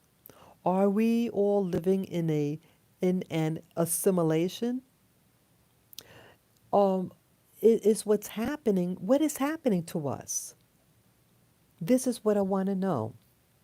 But something out there is trying to control this current 3D world system. And as I mentioned a couple of minutes ago, the movie Ghost in a Shell talks about what they want to do to humanity, to take your brain out of your body and putting in a robot, or the movie, Downsize, and putting you in a computer. Yeah, there's a movie by Johnny Depp where he put his brain, his consciousness in a computer. Yeah. So you become part of the cloud. Yeah. Yeah. So I'm going to be going soon, but one more thing before I go, because I see I'm on for a long time. I didn't realize how long it is. I really enjoyed talking to you all. Um, oh, what was I going to say now? Oh, I was just about to say something. Oh, what was I going to talk about? I forgot what I was just about to say. I can't remember what I was going to say now. I was just about to share something. I know I was talking about the movie and everything. Oh, well, I don't remember now. But yeah, I hope that that person calls me, the person for the loan, the mortgage. Yeah, I want to find out what I'm eligible for. Yeah, we have to we have to protect ourselves. Protect yourself. Protect your loved ones. And we can fight this. We can fight it. Yeah, we're not vulnerable. We're not weak. We are strong. We are wise. We are all those beautiful things. Yeah. So thank you again, and thank you for giving me the thumbs up. And those of you who like my channel and could afford to do so, um, you can PayPal me. Um, it'll help me out a lot. I have a PayPal me account, and on my channel, Spirit Journey channel, I have a PayPal me link. Just click on the link, follow the prompts, and any amount would be greatly, greatly appreciated. Yes, I appreciate your help, your encouragement to me, and yeah, be of good cheer. Oh, I see one more message from Michael here, that he takes tocotrienols, vitamin E, for lung repair. Okay, very nice. Oh, Cash App. Yeah, I don't have what's called Cash App. I've heard of the name, but I have PayPal me, and the link is right on my channel, and it goes directly to an account. like there is what they call or what do you call it on the live chats that people could donate, but you don't get all of it. They take about 20 or 30%. They take 30% of your money. They take 30%.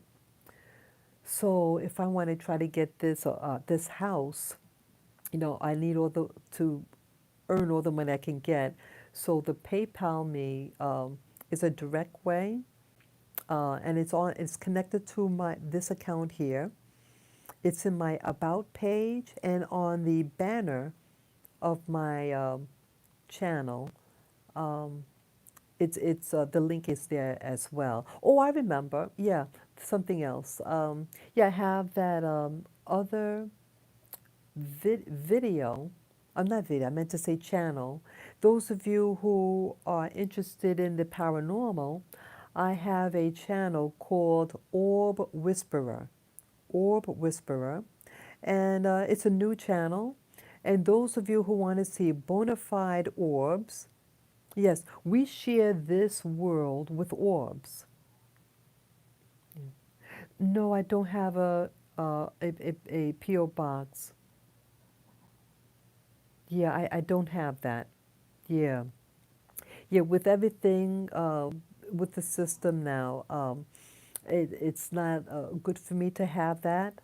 Uh, but maybe in the future I might get a PO box. Yeah, but I thank you for asking though. Yeah, I don't have that. Yeah, okay. Sophia says, thank you for your service. Best of luck with the mortgage. Wishing you all a wonderful, blessed day. Yes, yes. Yes, I thank you, Sophia, Unabashed, Michael, Claudia, and all the other people that are here. Or I know one of them, I forget the name. Yeah, Unabashed. Yeah. Yeah. So thank you all. And please, if you can give me a thumbs up, that's free to do. If you're comfortable doing it, I'll greatly appreciate it. Yeah. So I have that's my other channel, um, Orb Whisperer, and yes, the world that we live with. See how heavily it's snowing. Yeah, that's exactly what I was talking about, Michael. Michael had shared, you must take advantage of your VA loan for home. I know he meant to say homes. No money down. You can even use disability checks to pay your mortgage. Yes, exactly. Yeah, that's what I just found out, Michael. I had called them back up because things are really getting bad here for me in New York City, and just for everybody here. And they were saying, oh, at one time the VA, the mortgage loans weren't doing new houses or land. Like if you want to build a house or buy land, it didn't cover that. But when I called them up maybe 3 days ago, they do now.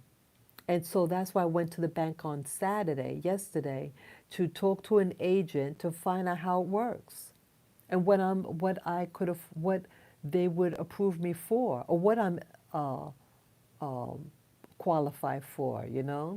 Yeah, I want to find out more about this. Again, I don't know what I'm going to do, but yeah, I have the voucher. I had gotten the voucher many years ago, and when I inquired about it about 5 years ago, they said, "Oh, you can't have a house made, or you can't buy land and have your house built. You have to get it already made." But under Trump, so that's why I like Trump. Under Trump, it was a couple of years ago. Trump made it so that you you can buy land and build your home with these loans, with these loans for the veteran and the active service people. Oh, wait a minute. Okay, Michael's saying all of the veterans are in Las Vegas and Arizona. I did hear that in Arizona they have what do you call it? Oh, what's those houses? Off the grid living. Off the grid living. Yeah, yeah. I have to look into that too, Michael. Yeah, yeah, yeah. Yeah. Any of you who are out there, please give. You could. I have an email account, and okay, you get a nice amount of house for your buck. Oh, in those places in Arizona. Okay, that's good to know. Yeah, yeah. So I'm looking on the internet and just this is a new search for me. Yeah, I just found out about the new law that you can buy land and have it built on that land under Trump.